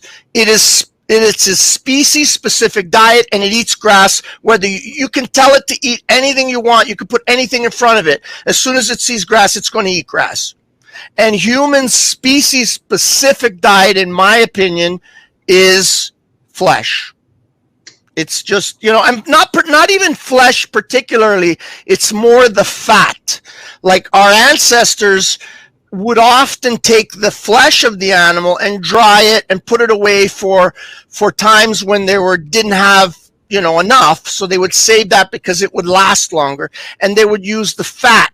That was the real nutritious part of the animal that they're looking for. And any animals that were not very fatty were not, you know, were not the animals they really looked for. They wanted that fat, because we're fat seeking machines, right? We are designed in every single way. We are designed to eat flesh. Like, we don't have a functioning cecum, right? Our cecum is just an appendage. So we cannot process fiber, right? But they tell us every day, eat lots of fiber, lots of fiber, lots of fiber. But fiber acts in our bodies, acts like shards of glass going through our system. And that's why we have all these colon problems and colitis and all these, you know, colon cancers and all these problems with the digestive system, because we're told not to eat cholesterol. Our brain is completely made of cholesterol, and you need cholesterol to have a functioning brain. We're told to eat lots of fiber. We don't have a cecum in order to ferment that fiber. Steve? I'm getting the feeling that I should stop him at some point. Okay, I'll stop. Is it just me? You said cecum at least 3 or 4 times. Okay. Take your cecum. Well, I would tell you just you do what you want. I mean, that's the biggest thing I'm gonna tell you is that, you know, if you want to eat meat, eat meat. If you want to eat protein, eat protein. Whatever it is you do, I would say that the rush you get from the blood is probably adrenaline from that creature because it's dying. So definitely. That's where I would stand on it. I eat meat. I'm not gonna apologize for that. I don't know if fiber is as bad as you say it is, but I do know that the pyramid that they tell us is a bunch of bullshit. So fuck yeah. Everything's designed so we stay sick because big pharma makes money on sickness. They do not make money on curing shit. So that's the only way they do it. So I think it's a grander conspiracy. What we originally come from depends upon what side of the earth you come from. Depends upon, what your dietary needs will be. But we can survive on meat. We can survive without meat. No, we can't survive without meat. We can live. All the time. We could I'm live, dead but right it's now, proven. Steve. I'm not. No, I know right you're. now. I know you can live, but it will eventually, without any sort of meat. There's 15 nutrients that humans cannot absorb from any plant. 15 of them, right? And you could take, they try to give us these pills. They make these pills and these powders for, take this and you'll be okay. These B12 and all this stuff. And they say, yeah, you could be vegan if you take this B12 and you take this potion and you take this pill and you take this powder. But you can't really. You could live, but eventually you'll start to have either serious digestive problems where you'll have the colon cancers and all that kind of stuff, or you'll start to have serious mental issues or really bad skin issues. My daughter, she has a small YouTube channel. She's actually doing really well, but she used to be vegan. She tried to be vegan because she didn't like the idea of killing animals. I don't either. I don't relish killing animals. So she tried to drink their blood. That's right. Thanks, Paul. Jump in. He says he doesn't like killing. He's drinking blood over here. Well, I'm drinking it not to. I'm drinking it not to waste it. 100 chickens in a day sucking blood. Not to waste it, because I believe on chicken blood. I respect the animal, and I want to use everything possible. Like I'll literally do everything possible. Yeah, I feel the same way about slaves. Me and Billy, we're gonna use them all up, every little piece of them. Don't you worry. We got a game for you, boy. We got a table for you too, boy. We're gonna live off you and take shots of blood off you. It's gonna feel real good. Well, I don't know. My daughter, she was use the blood for fertilizer. It'll yeah. I do that as well. Like I take it once in a while because it does give you that extra boost of energy. Hey, do you have blood right now? And you may as well. Sorry. Do you have blood on you right now? You have some blood you could drink right now? No, I have a chicken. I have a chicken in my. I'm in my bedroom. Hold on, I'll show you something. I'm in my bedroom, and I have this chicken that had a bad leg, and I'm trying to. That chicken just because he's. No, I'm just gonna show you it. Yeah, suck its blood. America loves that. Don't heal it and protect it. Well, I am stewarding it because dominate it, control it, dominate it, enslave it. It broke its leg. Somehow it damaged its leg, and if I left it in with the other chickens would literally peck it to death. So I'm taking care of it in my room in a box. I feed it. My little granddaughter comes and pets it every day, and we take care of it up until the day that I will cut its throat and drink its blood. Right? Yeah, but until then, just like but until then, young ones, right?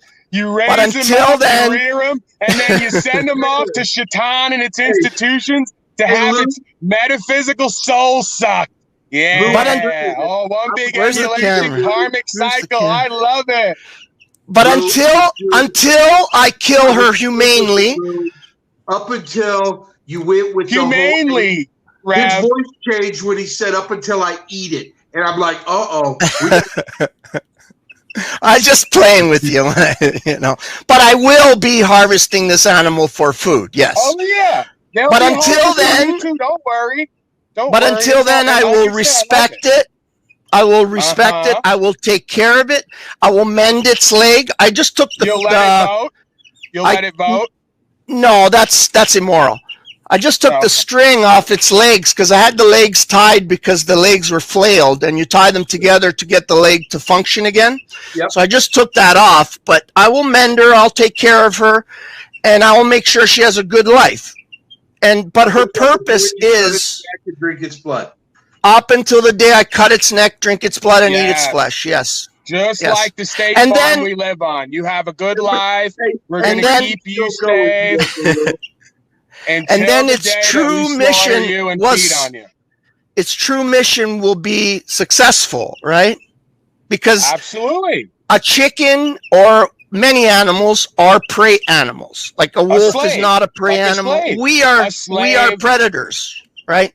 A slave is a prey animal. It's chattel property. Sorry, I just got to put her back in her cage. She was getting nervous. No, we're predators. Whether we believe it or not, we're predators. I didn't want to get onto this subject. We did now. Hey, but Steve, can you see his shoulders, Steve? He's got big, broad shoulders. I can't wait to suck some of his blood. No, I got a bit of him, man. I got a belly. High as a kite. I got a belly too. Don't worry. Wow. Have you ever been hunting with somebody that looked at you while you were drinking the blood like, I need to go it home? freaks people out. Yeah, it freaks people out. It does. It does. Because we are, look, the bottom line is government, from what I understand, is a combination of two words. And they're Latin words, governus and mentis. Governus means control. Mentis means mind. You flip those two around, governamente means mind control. So we are mind controlled in so many ways we don't even realize it, right? So we've been slowly, generation after generation, been trained out of our species-specific existence. I'll say ways, right? Our diet, our everything. Our diet is the most important. Doctors go to school for fucking 10, 12 years and literally do 1 week on diet after 10 or 12 years of schooling. And they say that they know how to take care of the health. They don't even deal with diet at all. Well, that's all Rockefeller medicine. That's the American Medical Association here in the States. That's all Rockefeller. That's where they exchanged all of the real cures for the oil petroleum products that they give us now. Yeah. And so they had to brainwash us out of our natural way, right? The natural way, like if you look at, for example, the Eskimos, right? We call them by the way, do you know what they were originally going to call the Eskimos? Eskimo is not their word. We changed the word of theirs. But when the white man came and met the Eskimos, they were originally going to call them the happy people, because they were such, it's funny though, people don't know this, but they even had a tradition of sharing their wives with people that were new. Like if somebody came from out, they would literally say, they would give you their wife to share for the night when a stranger would come. And they were the happiest people, but they literally ate nothing but flesh and mostly raw. And the blood was always the thing they saved first. And they would save the blood, the liver, the heart. All those things would go to a pregnant woman if there was one, because those were the things she needed most, right? And they would preserve the fat. And the other thing is, like, we've been brainwashed out of it, but every culture in the world is a meat-based culture. They'll tell you that that's not true, or an animal product culture. Like Indians, for example, they say they're all vegetarians. They're not. They're not vegans for sure. They eat a huge amount of dairy, for one, and they eat a huge amount of eggs. Right? They eat eggs, we got it, man. dairy, we got it. We need to incorporate more slavery and genocide into our lives. Yes. We need to suck the blood of living beings to be healthy. We need to. Well, you don't suck it. You have to cut it out, let it fall into a cup, and nice and gently with a pinky finger, you just go dink, like a little shot, right? And you do it. Nice. Obviously, you do it. You know, like a gentleman. Well, right? I would say, you don't just kill them and suck don't it give me your wife, because I can't be trusted with your wife. I might drink her blood and suck her blood and get high off of it. So leave her. You come by, I'll give you my wife. I can't be trusted. I might suck her blood and get high off of it, because that's what we're meant to do. Race, species specific. Steve is putting an end to this. He's putting a stop to this, the debauchery that's going on here. We appreciate you, Lube Ass. I'm going to let you go. You've been stellar as usual. Fascinating communication. I'm sorry, Steve. This is what happens when I let white people up here. You see, Steve, you see what happens? They go to talking about drinking people's blood, doing slavery and genocide, and like advocating for it. I'm sorry, Stephen. I didn't mean to do that to you and the good Reverend. I didn't mean to do that. The one thing I want is for people to speak their mind and get off their chest, but I do want to keep it relevant to the primary topic. How you want to eat and live your life is up to you. Share your wife if you want to, drink the blood of a chicken if you want to. That's in my book. You got the freedom to do what you wanted to do. That's what true freedom is.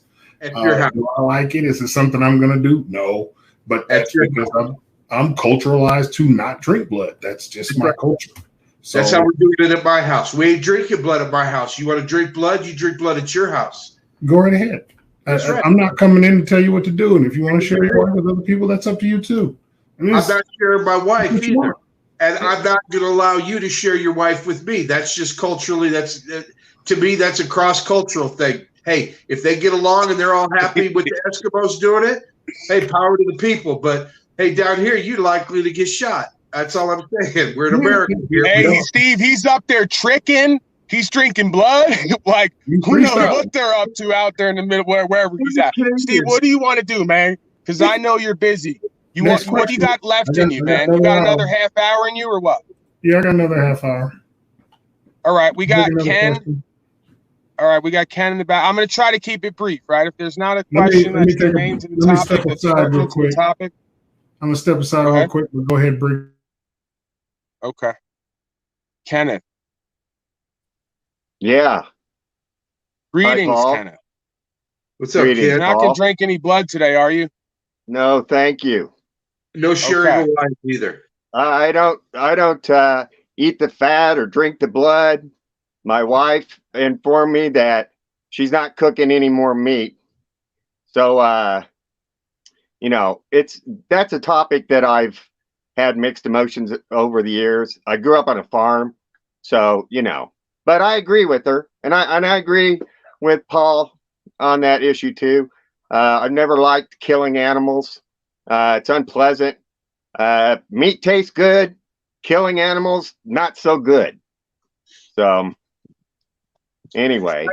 And I think there's a respect or an admiration that Lou was kind of alluding to, where he was saying, hey, I respect the animal. You raise it up until the point where you harvest them. And to his credit, we were giving him a lot of crap about it. But I understand all that.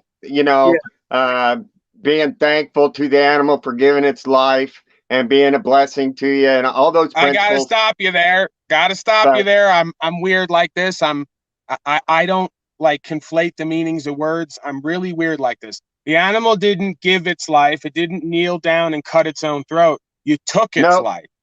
That's so right. Let's just call it what it is, right? Sorry, Ken. Well, that's what it is. That's what it is. Hi, Steve. Hey, what's going on? What's the question?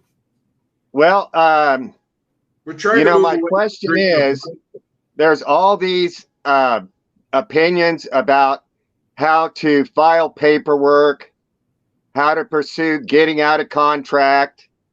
It seems kind of an oxymoron to me that, you change your mind, you change your status of principle and value, but you have to conform to the government's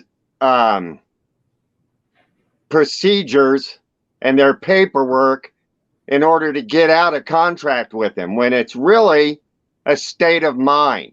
You change your mind, you change your belief, you change your conviction, you change your morality. Why do you need permission from anybody to be non-conformant? Because I've been non-conformant for the majority of my life. I'm 65 years old. I've never filed an income tax return.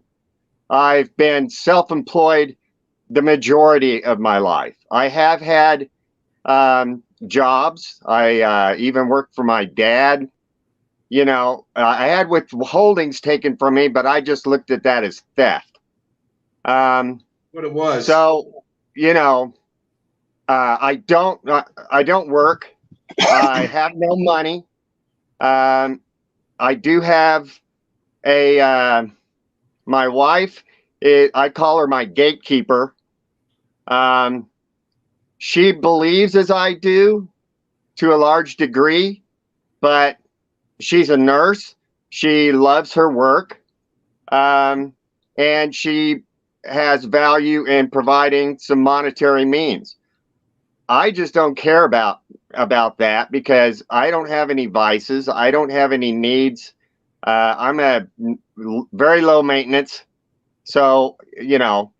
So is there, I don't mean to interrupt here, but like I'm trying to kind of keep a flow when we do this, right? I know I get crazy, but when the Steve and the Rev are up here, I try to keep a flow and get people in and out, right? And cover the information. So is there a question here? Is there something that like we're getting to, like as far as? Yeah, definitely. My question is, why does anybody feel like they have to be a part of a system pursuing their remedy to get out of the system?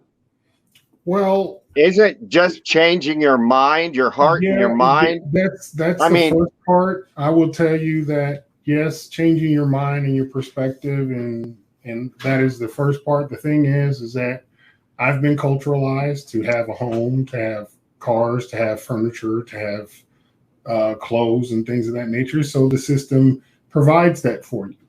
The thing is that the system abuses you, but it's gone subtle in the way in which it, rather than be overt, where they used to have us in chains and in bondage, now they've just enslaved your mind. So you don't have to do it. And much like you said, your wife's working to provide the monetary means, but you still, if you're going to be in the system, have to survive. You can go off the grid and live off the earth, hunt and trap and kill your food, skin your goats and whatever. You can have your own existence. I mean, don't they got a show on Discovery, the Alaskan people or something? Well, I do live off the grid. You don't have to. I have a homestead out in the middle of the Arizona desert. That was homesteading. That's what it's called. I've driven for decades.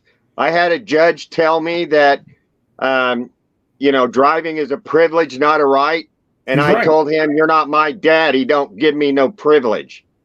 No, he's correct.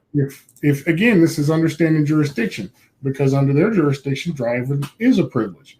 Under constitutional jurisdiction, it's a right. You can do what you want. Right.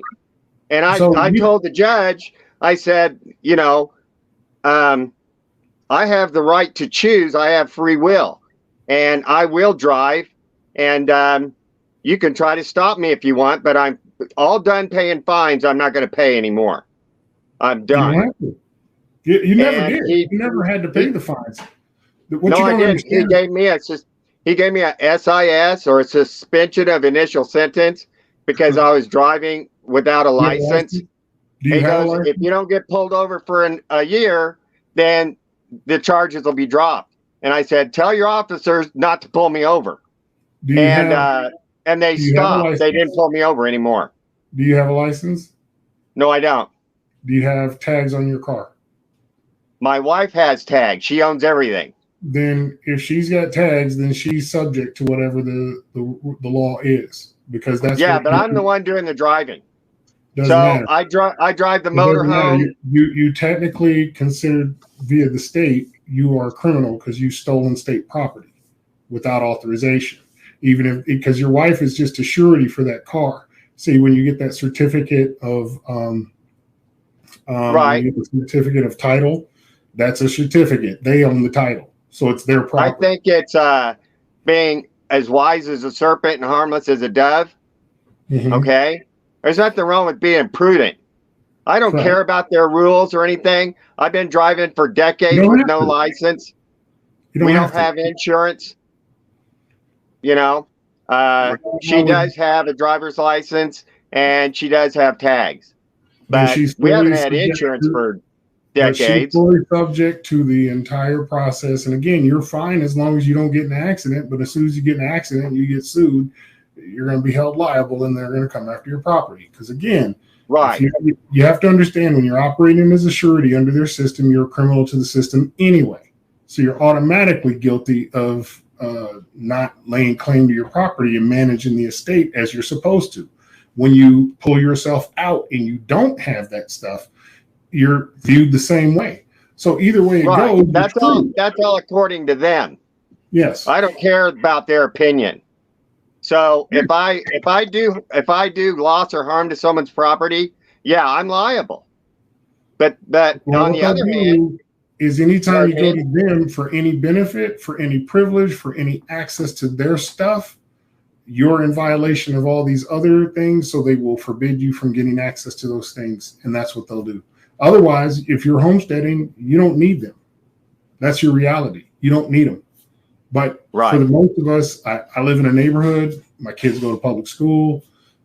I use the roads that they have. So I need these things. And most of us are conditioned to be there. So it's okay if you don't want to be fully in their system, but for the majority of us, we're all in here. And we're in here, but we're being abused. And do you put your property in trust?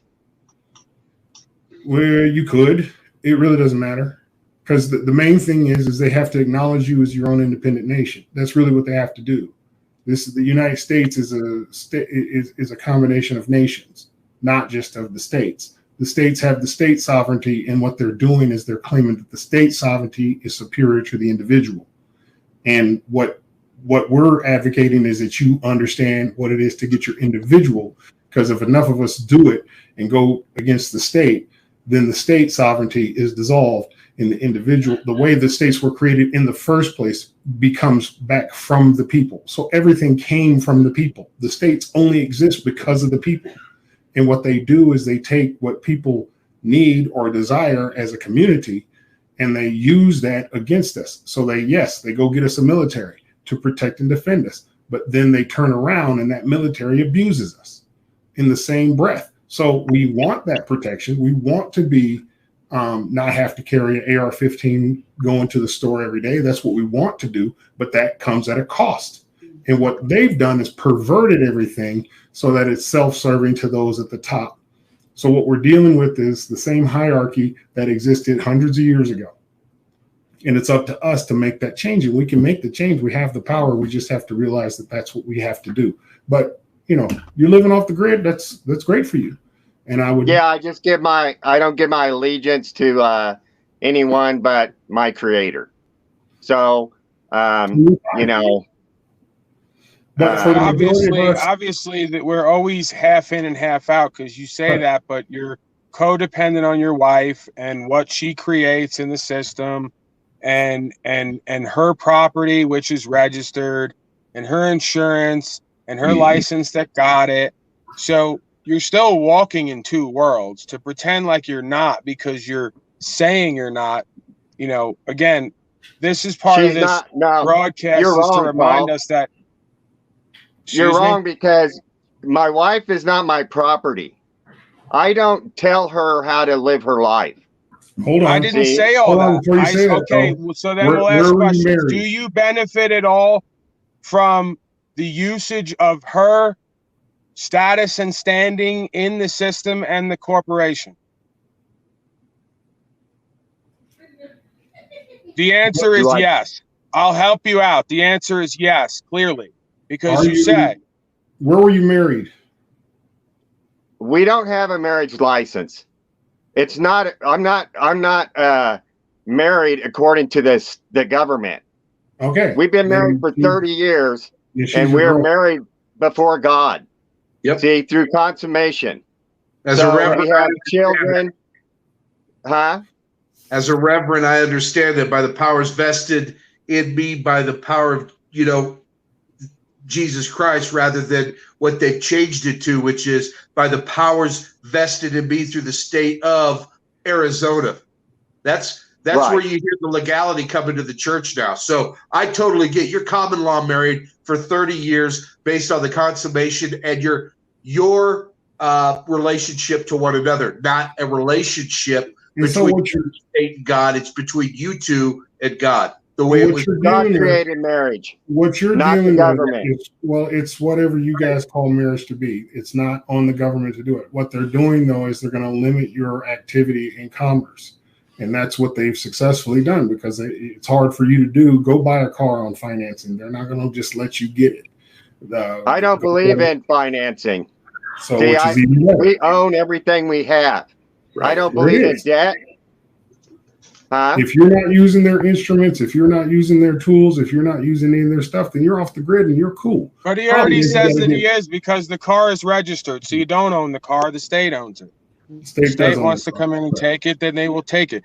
So Ken, I appreciate you. We have a few minutes left. I want to bring someone else up because I want to give everybody a chance, but we'll be back here so you can always come up again. For sure. I appreciate you, Thanks, Ken. Paul. Take care. Thanks, Steve. And Reverend, I appreciate you all. Yep. All right. We'll talk to you later. All right. Bye. So yeah, I think we just need to kind of be really authentic and real with ourselves. It's not about judgment. It's just about really kind of sitting in the reality and either accepting it or, moving around it. But we can't do this duplicitous game where we say one thing, one list of words with meaning and purpose and definition, and then claim we're also not doing that. We're walking in two worlds. We're in a space of device, right? Like they say, we all have the devices, right? We're in vice. We're in bondage, right? They say when you leave jail, they're going to sign a bond. So you're in bondage, right? One way or the other. And the question is, how do we secure our status and standing and break the cycles of the bondage and the bonds, right? By putting our understanding on record and then standing on that. So what's going on, tribe? Hello. What do you got for us? Hey, I just want to say I really appreciate the invitation here. Paul, I originally seen you with Chili, and I think that the things you say are quite different, but everyone seems to be aligned in the same purpose of getting people educated of the mindset of where our freedoms truly come from and the ways we're supposed to enforce them, rather than the ways most people have been instructed through their lives, through the educational system, through clerical institutions, through the government, to not enforce the rights that are already in their possession. And I think that's comes to the root of what's going on right now. People have too many assumptions. And I think one of the things it points out that even people like you and I that might be very well informed on our rights still can be misinformed. For instance, when you register something or put your recorded deed, it doesn't mean anyone has any more ownership than you. That is not what defines ownership. It might be a contract or one-party contract, which is not even really fully lawful. But the fact of the matter is that a registration or a recording of a deed is just a means of allowing a civilization to acknowledge, yes, you're the true and rightful owner of something should a dispute occur, because the government is the one we've consented to regulate these types of disputes through civil law. Sure, but again, it takes on a corporate capacity because register, and again, this goes back to either the misunderstanding or we just have different understandings of the process going on here. Men and women record, right? That's why men and women keep records. They record the understanding that they use, maintain, and upkeep certain property so that there's a record of ownership. Registration means, from my understanding, it's separate from recording, right? It's a different connotation. It's turning some aspect of the property's ownership over to the state or to the public corporation.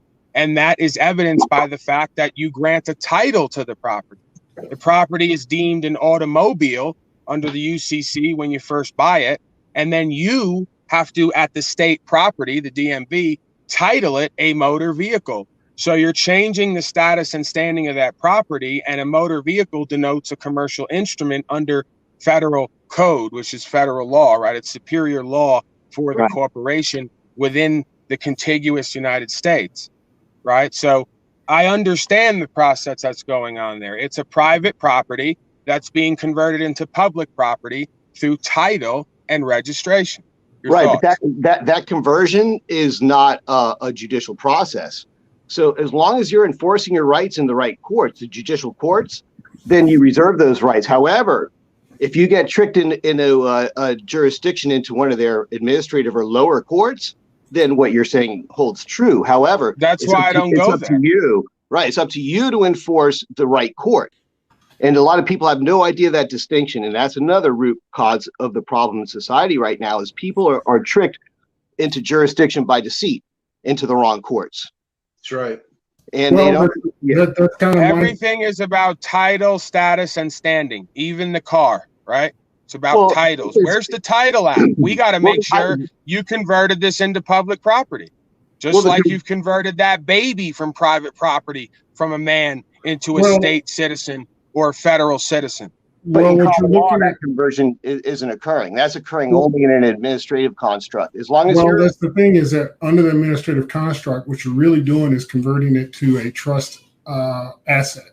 So by converting it into a trust asset, then you're giving it over to the trustee to then manage the asset as if it was active part of the trust. Correct. So that's where the deception we get played on all accords, because they keep moving the goalposts, and they can get you in and out of administrative jurisdiction. They put you in military jurisdiction. They take you to UCC jurisdiction, and they can do this all in one breath. And all they do is change the context at which the words are written on whatever the contract or coding is for whatever they're doing. And that's how they move it out of one jurisdiction to another. So you basically go into court trying to fight in constitutional jurisdiction, when in actuality, you should be talking trust law, administrative law, and military law. That's what you need to understand. Well, I even take it a step further, is that I go above that, is that in our country, in our judicial system, there's supremacy of law, and your rights hold above all of these laws, all of these codes, statutes, rules, okay? And it's up to you, though, to enforce your constitutional rights, because they don't. I mean, they had to literally have the cops be imposed to say Miranda rights to you, because they really don't want you to enforce these rights. But they're your rights before the government gets their consent. Let me tell you something else you probably don't know, is that anyone that's entrusted with a public trust is not allowed to profit personally from it. It's unconstitutional. So anyone that's a government worker that is getting paid is stealing from the taxpayers. Okay? The second thing is, should any of these people come up to you and try to ask you for your ID, all you need to do is ask them for their identification. And I don't mean their little embroidered name or number on their collar. I'm talking about their government issue ID with their home address, just like they're looking at you. And if they refuse, you're supposed to issue them an estoppel by conduct, and that any further consent given to them is going to be invalid when entered into the record of the court. So these are things you have to notify them before anything happens. Now anything that happens, they're going to cuff you and stuff you and do all these other things to you. But when it comes to standing in front of the judge, they've been notified on camera of an estoppel by conduct, meaning that when they refuse to show you their ID, they're hiding something. And they're hiding something that you're going to use to verify their authority. Yet they went ahead and abused you anyways, right? So all these things that happened beyond that were actually, they did all these activities without their authority. So they abused their authority from that point on. What I would say to you is good luck, because I've tried estoppel. It doesn't work. What I found is that it's like I was saying last time about being in a private contract. When you are in a private contract, that private contract can be your law. And I say that when I played in the NFL. The NFL contracts were 100% between me and the NFL, because the NFL can't be in ERISA compliance. ERISA is employment law, right? Which means that they have to have a safe work environment. It's not a safe work environment on a football field. You're going to get injured. So we had to bypass ERISA law and go into the contract law. So what did they do? They provided benefits from the NFL Players Association through collective bargaining. That is the law. That is the law that governs the NFL. Well, contract, the government can't interfere with your contract. But this is what I'm saying to you, is that what the government does is bind you into the state and local government contract known as the driver's license.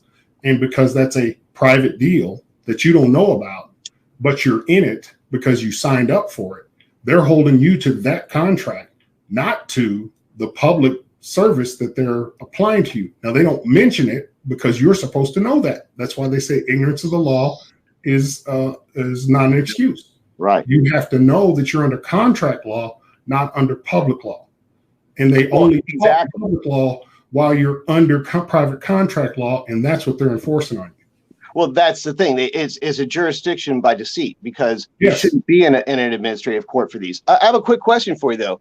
You mentioned you've tried the estoppel and you had problems. Could you elaborate? Is it okay to elaborate on that for us? I mean, I'll tell you in a heartbeat. You try the estoppel because that's where I discovered that there's multiple jurisdictions that they're operating out of. Again, when they create the estate, that is the state property until you make the claim.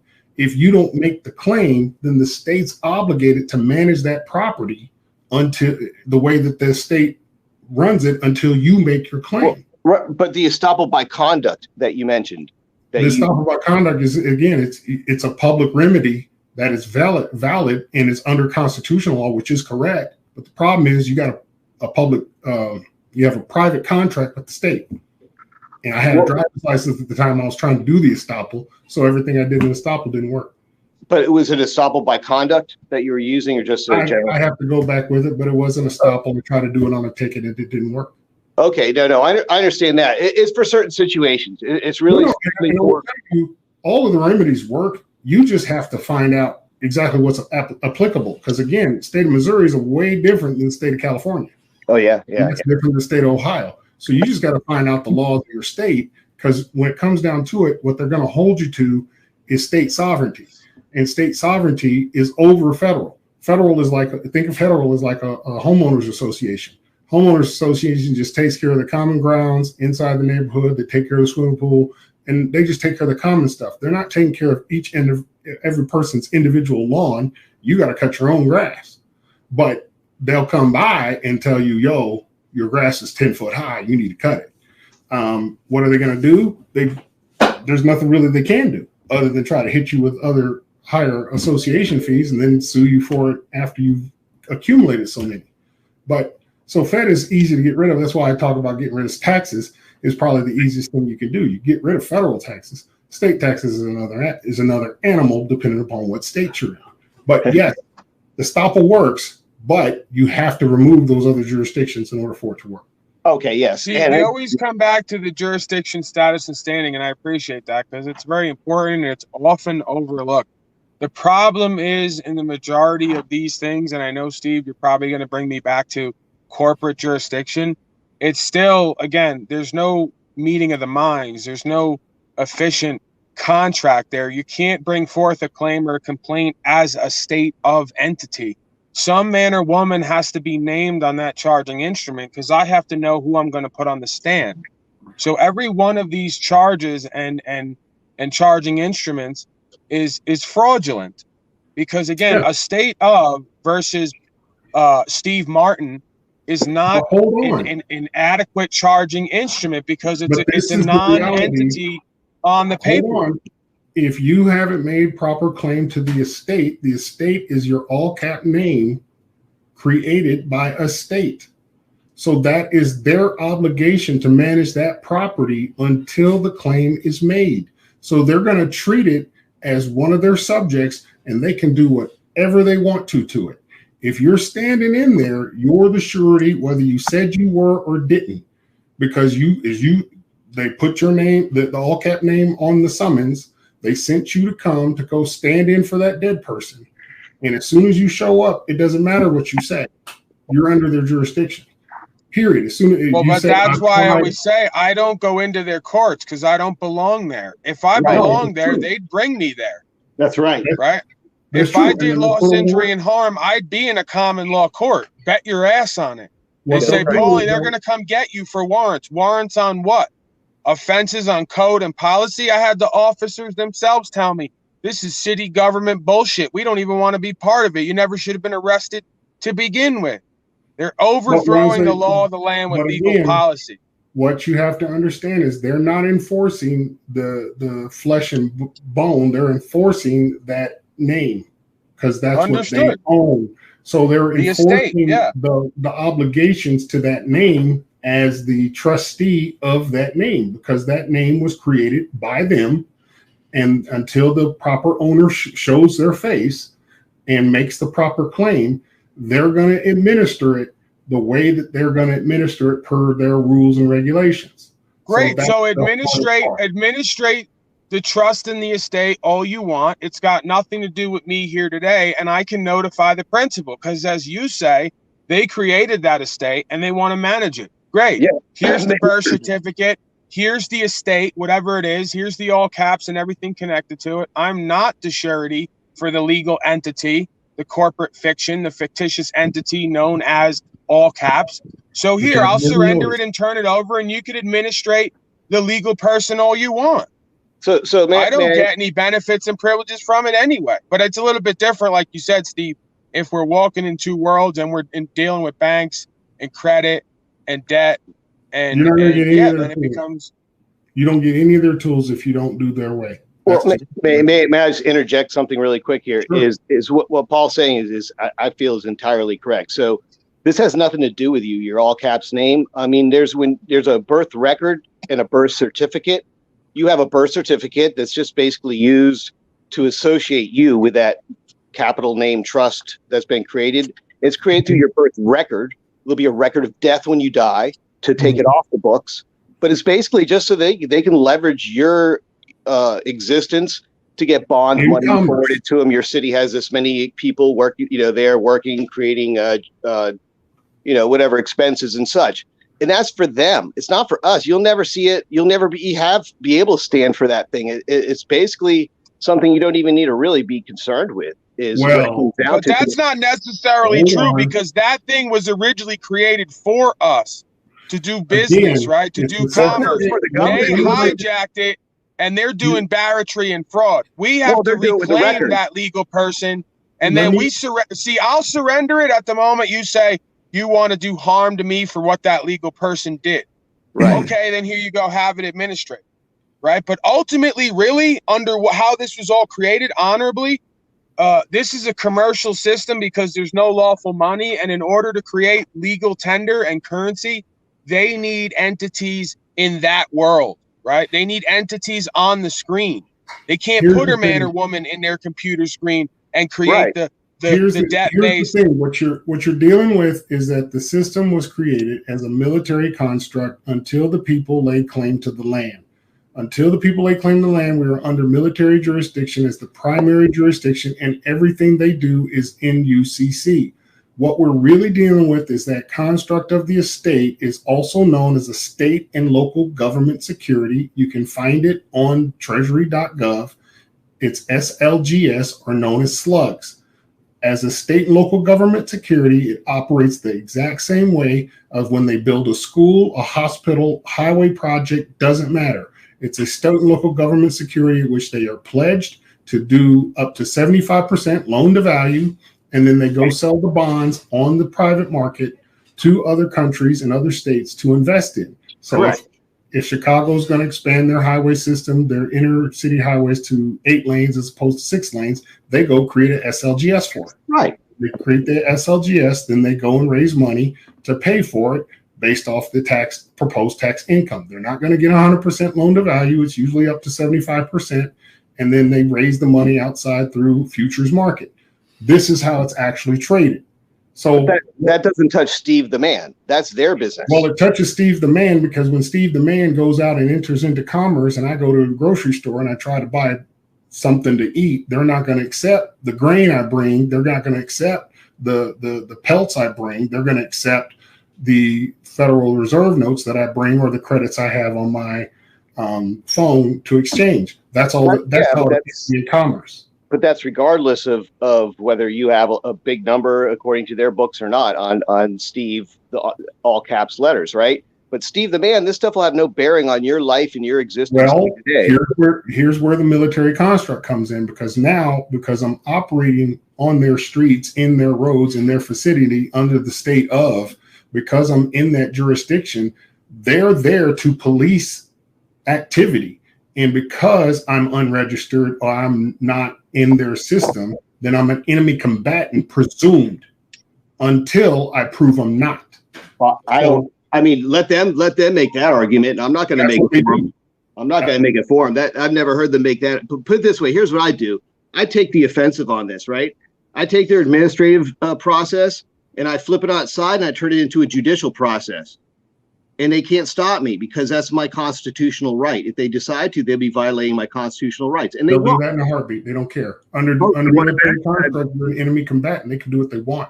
But they You don't. have to remove yourself from that construct by declaring yourself non to be an military enemy combatant. Once you do that, then you can stand on that and change it from administrative to just judicial. When you change it to judicial, they don't even have a claim. Oh, I do it de facto. I start filing motions. I start doing things, judicial determinations and such, and I demand, I wouldn't motion anything.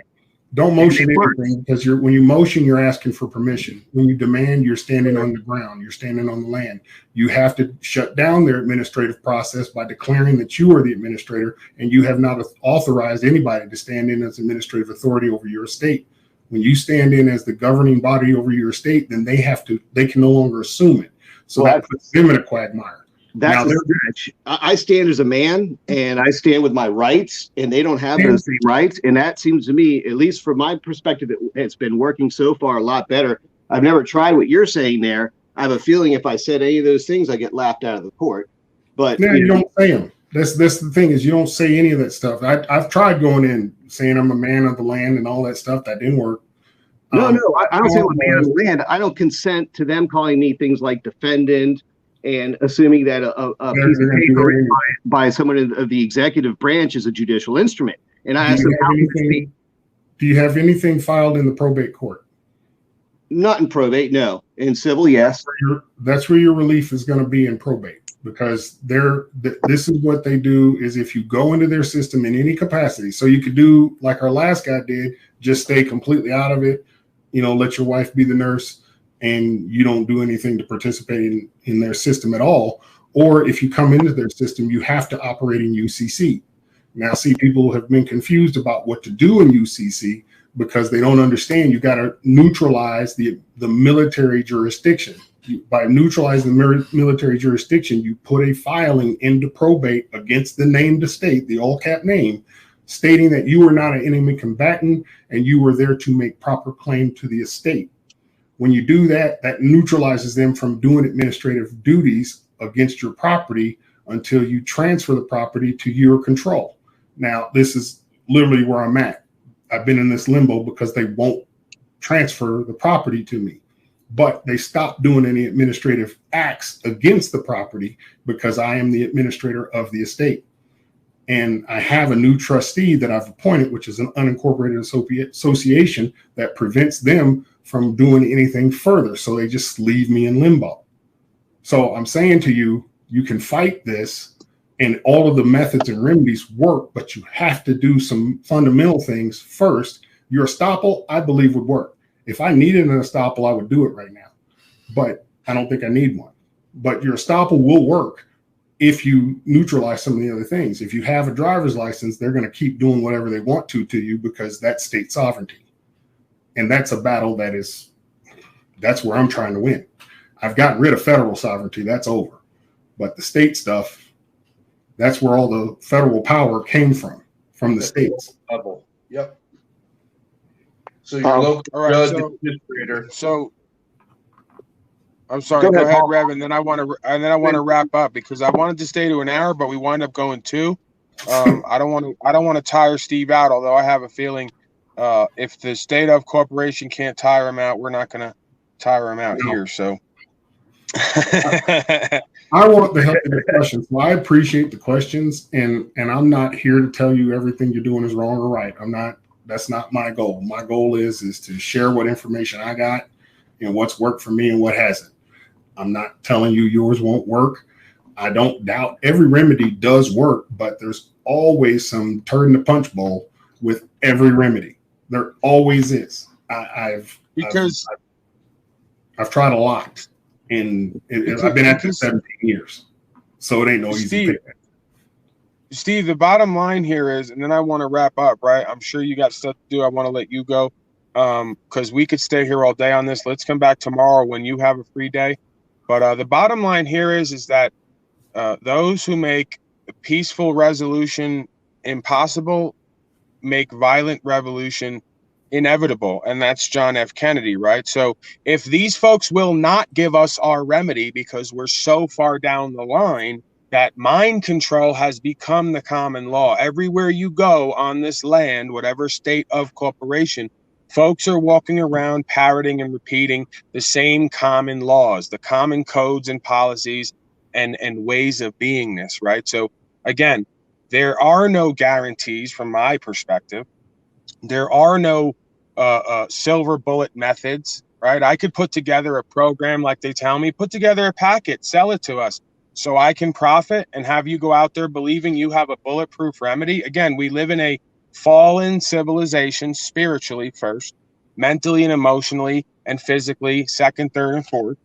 And that's why we're seeing a complete corruption of the word, the original. In the beginning was the word was made real. It's a complete corruption.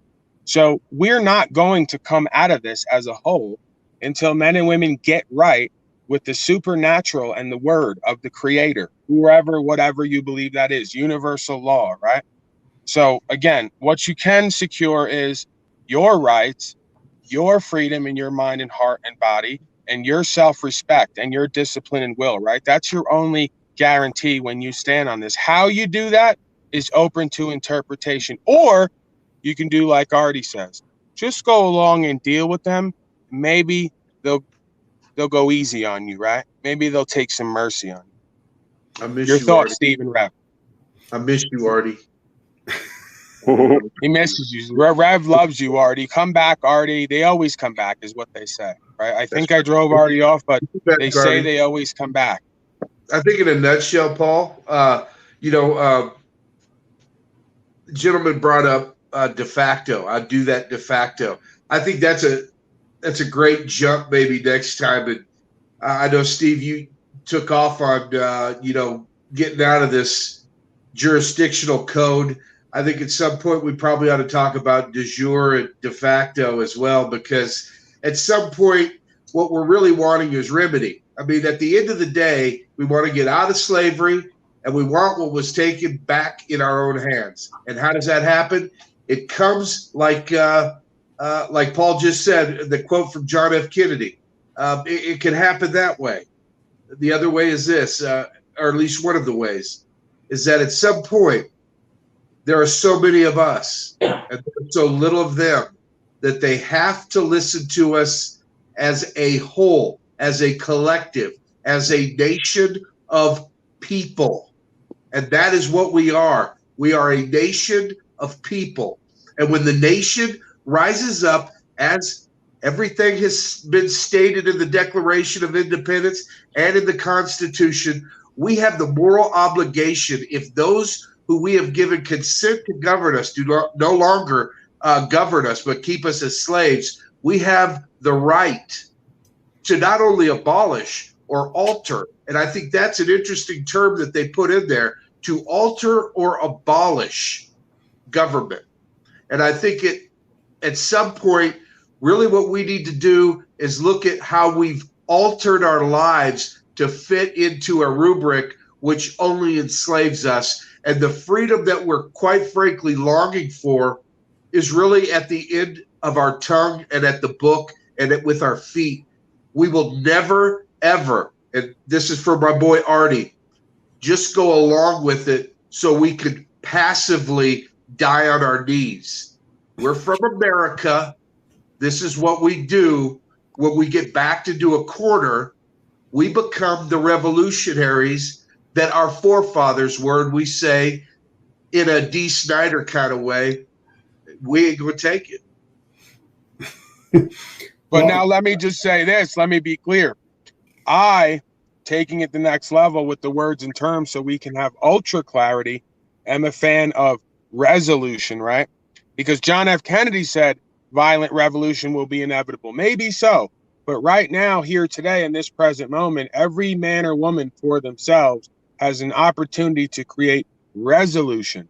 Resolve the problem in your mind, heart, and actions first, and the rest will follow. If you find yourself being challenged or folks coming up against you, that's what happens in a world where you start to step into your power and start to be a source of light, right? You will be challenged.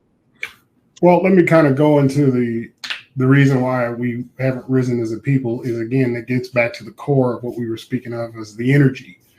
The energy for revolution isn't there because it's been bypassed by their system. Their system has mastered the way to manipulate the energy so that we coming together for revolution, we don't have the energy to do it. There's enough people comfortable. There's enough people not disenfranchised to where those that are disenfranchised are silenced and hidden. So that is the biggest problem, is we can't capture our own ether to get control of the message. The second thing is I can't remember your name, sir, but when you were speaking of administrative, getting out of the administrative jurisdiction, moving it into judicial, right? You have to understand it's controlled. All those jurisdictions are controlled by them, and there is administrative relief under the administrative process. There's judicial relief under the judicial process, and then there's trust relief that's where we're getting into when we talk about them having control of the trust, and that gives them the administrative power in addition to the judicial power. So the administrator is the highest person, and I believe they call them under English law the magistrate, and that is the highest power of a certain area for property. What we're dealing with is the manipulation of the chattel property for which we govern our name. That name is in their registry and everywhere you go. If you want to come in with some outside resources, like if you come from the Middle East or somewhere that's got some coin, you come in with that coin and you can do what you want. You find that those folks have a lot of rights and lots of, that's why they can come in, set up a Chinatown and the Detroit, they set all that up because they brought the money in from foreign. They didn't use the money and the resources here.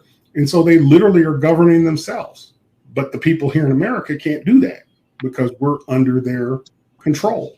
So we have to learn, and if enough of us gather, it doesn't take that many, but enough of us gather to capture the de facto, to move it to de jure, we're free. That's the biggest concept to understand. The de facto is their shit. It's what they use. We want to get out of de facto and move to de jure. And it's the power of the people that really gets us through. So setting the groundwork for the next call or the next time we talk, that's probably where we should go, is talk about de facto versus de jure. Okay. So yeah, mark that. Mark that down, Steve. I'm gonna let final word real quick, Tribe, and then I'm gonna let you go. Well, Paul, as before you go, I want to ask you one thing. Am I still on? Yeah, sure. Okay. There's also a channel called Audit Them that specializes in constructing public records requests of various kinds and at various levels, and he works very much on the types of stuff of the law that you focus on too. And I think he'd be very interested in having you on a panel too, as well, and perhaps even you, Steve, if you could. But if you could reach out to him, it's Audit Them is the name of the channel, and I believe he's in the chat too. But he's had some great panels. But I think that all right. So here's my thing, right? Yeah. Here's my thing, and Thanks. you can tell me maybe because we have Steve on here, right? And Steve gets me right from time to time. Maybe it's my ego, but if you and this guy are in the chat, then why do I need to reach out to anybody and go to their thing like everyone else reaches out to me, right? So I have an email, I have a social media. Just send me a message and I'll jump on there and we can rap, right? And I'm just speaking for me. I'm not speaking for Steve. Steve has a whole probably different way of not being rude and crude like me. Thanks. I want healthy discussion. That's what I want. But yeah, I'm always open. I just wanted to say thanks. I'm always open. I just don't want to go searching people out and finding people and then trying to get a hold of people. If everybody's here and they want me to be the part of something, I'm there with bells on, man. Just so you know who it is when he contacts you. I'm just saying it to you now. I go on for everybody. That's the thing, right? I don't play favorites. They say I have a big ego, but when people contact me, I build with everybody. Okay. Right? So appreciate it, and it would be an honor to either way, because it's he has a channel, not me. And that's why I'm just saying that, and I'm here now. So I just want to throw that out. He asked me to say that for you. Appreciate it. Okay, all right. Go on with yours, and I'll say my final words after you. No, that's not how it works here, man. You go final word, and then I get complete final word because I'm daddy over here. That's my big ego. I thought you had to go. Great. My final word is this. Two things really quick. One thing that Steve mentioned about contracts with the driver's license is that contract law would require two people to sign, have their autograph. And as far as I've seen no Mr. or Mrs. DMV sign the other side. So that contract really isn't valid. Second of all, registration is no different than making a record. That's all it means in Black's law and in our laws in this country today. So registration does not give them ownership. And those are my 2 points I just want to make there, because those are things that are misconstrued, but those are the facts I just gave you right there.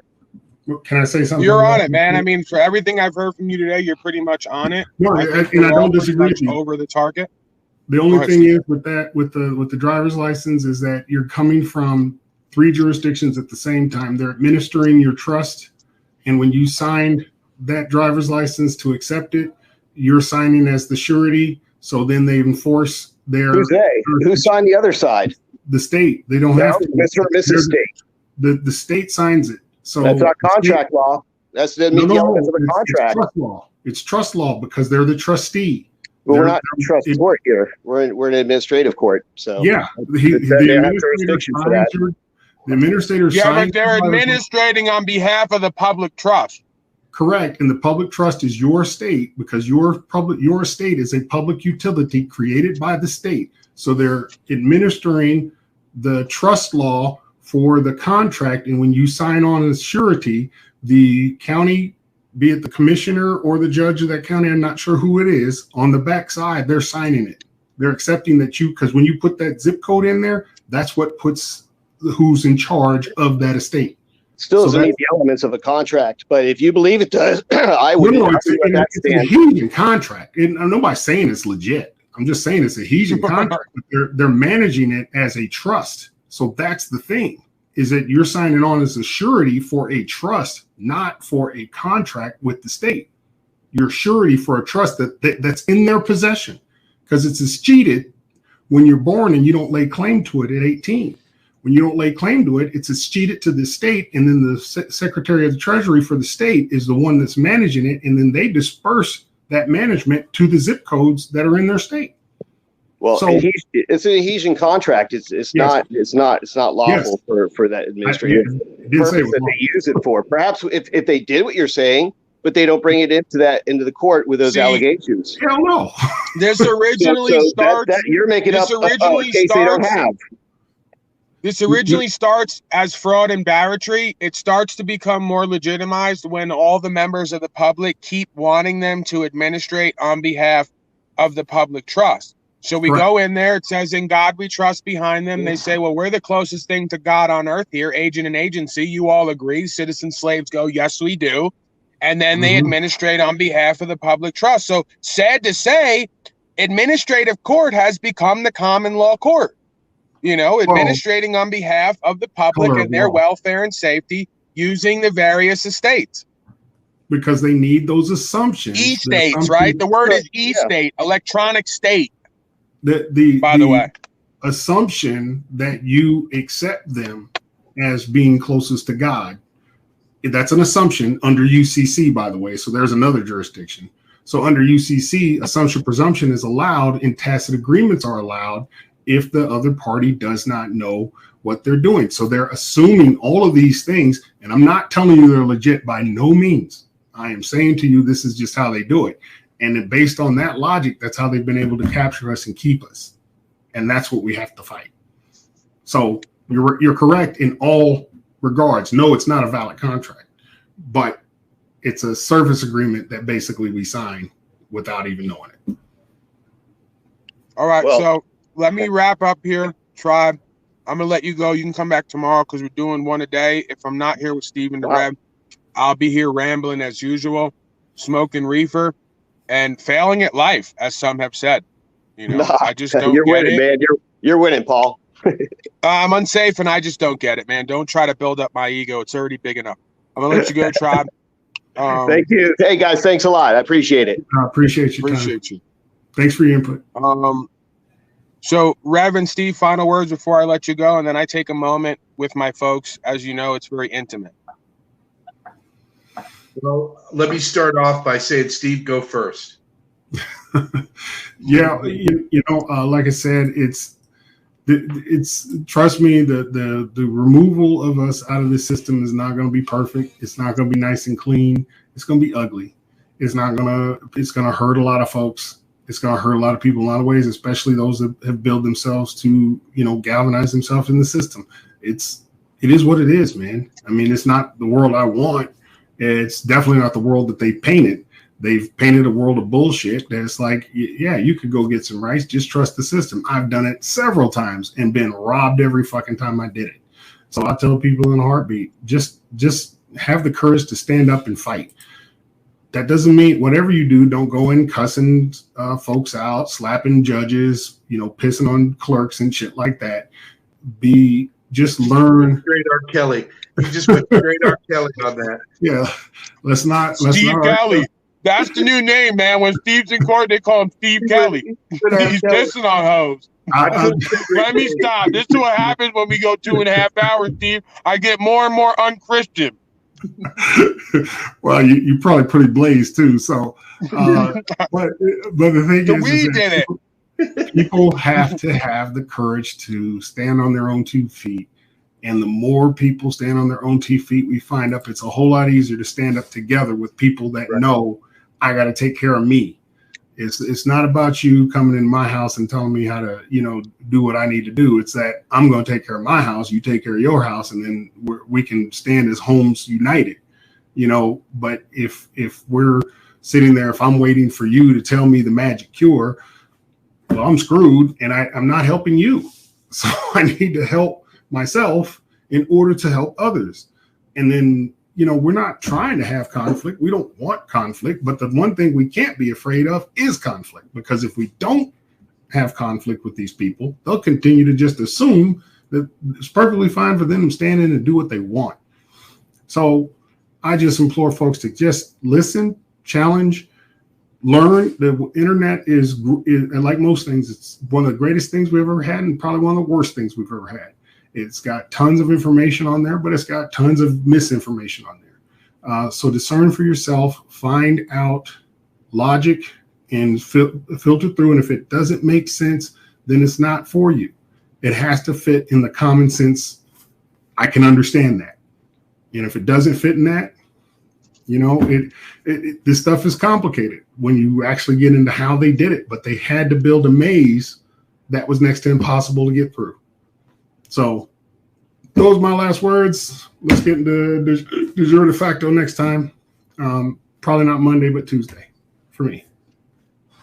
All right, Rev. We're a nation of people. Doesn't matter your creed, your color, your race, your origin, your sexual orientation. We're a nation of people. And it's time we start acting like it. That's it. Brief, succinct, concise, terse, straight to the point, right? That's how we like it. So I'm going to let you gentlemen go. I use the word gentleman loosely and not with the same connotation that they would use in the British parliamentary process. I don't mean to grant title to anyone when I say sir or gentleman or all these other things. It's just to denote respect, because I respect you too very much. So, all right, I'm going to let you go. We'll be back here. Steve, let me know. Rev, let me know when you're available. We'll get the next one out. Tuesday-ish before 3. All right, cool. Blessings. Holler at your boy, Artie. All right. All right, so here we are once again. Then there were two. It's you and I.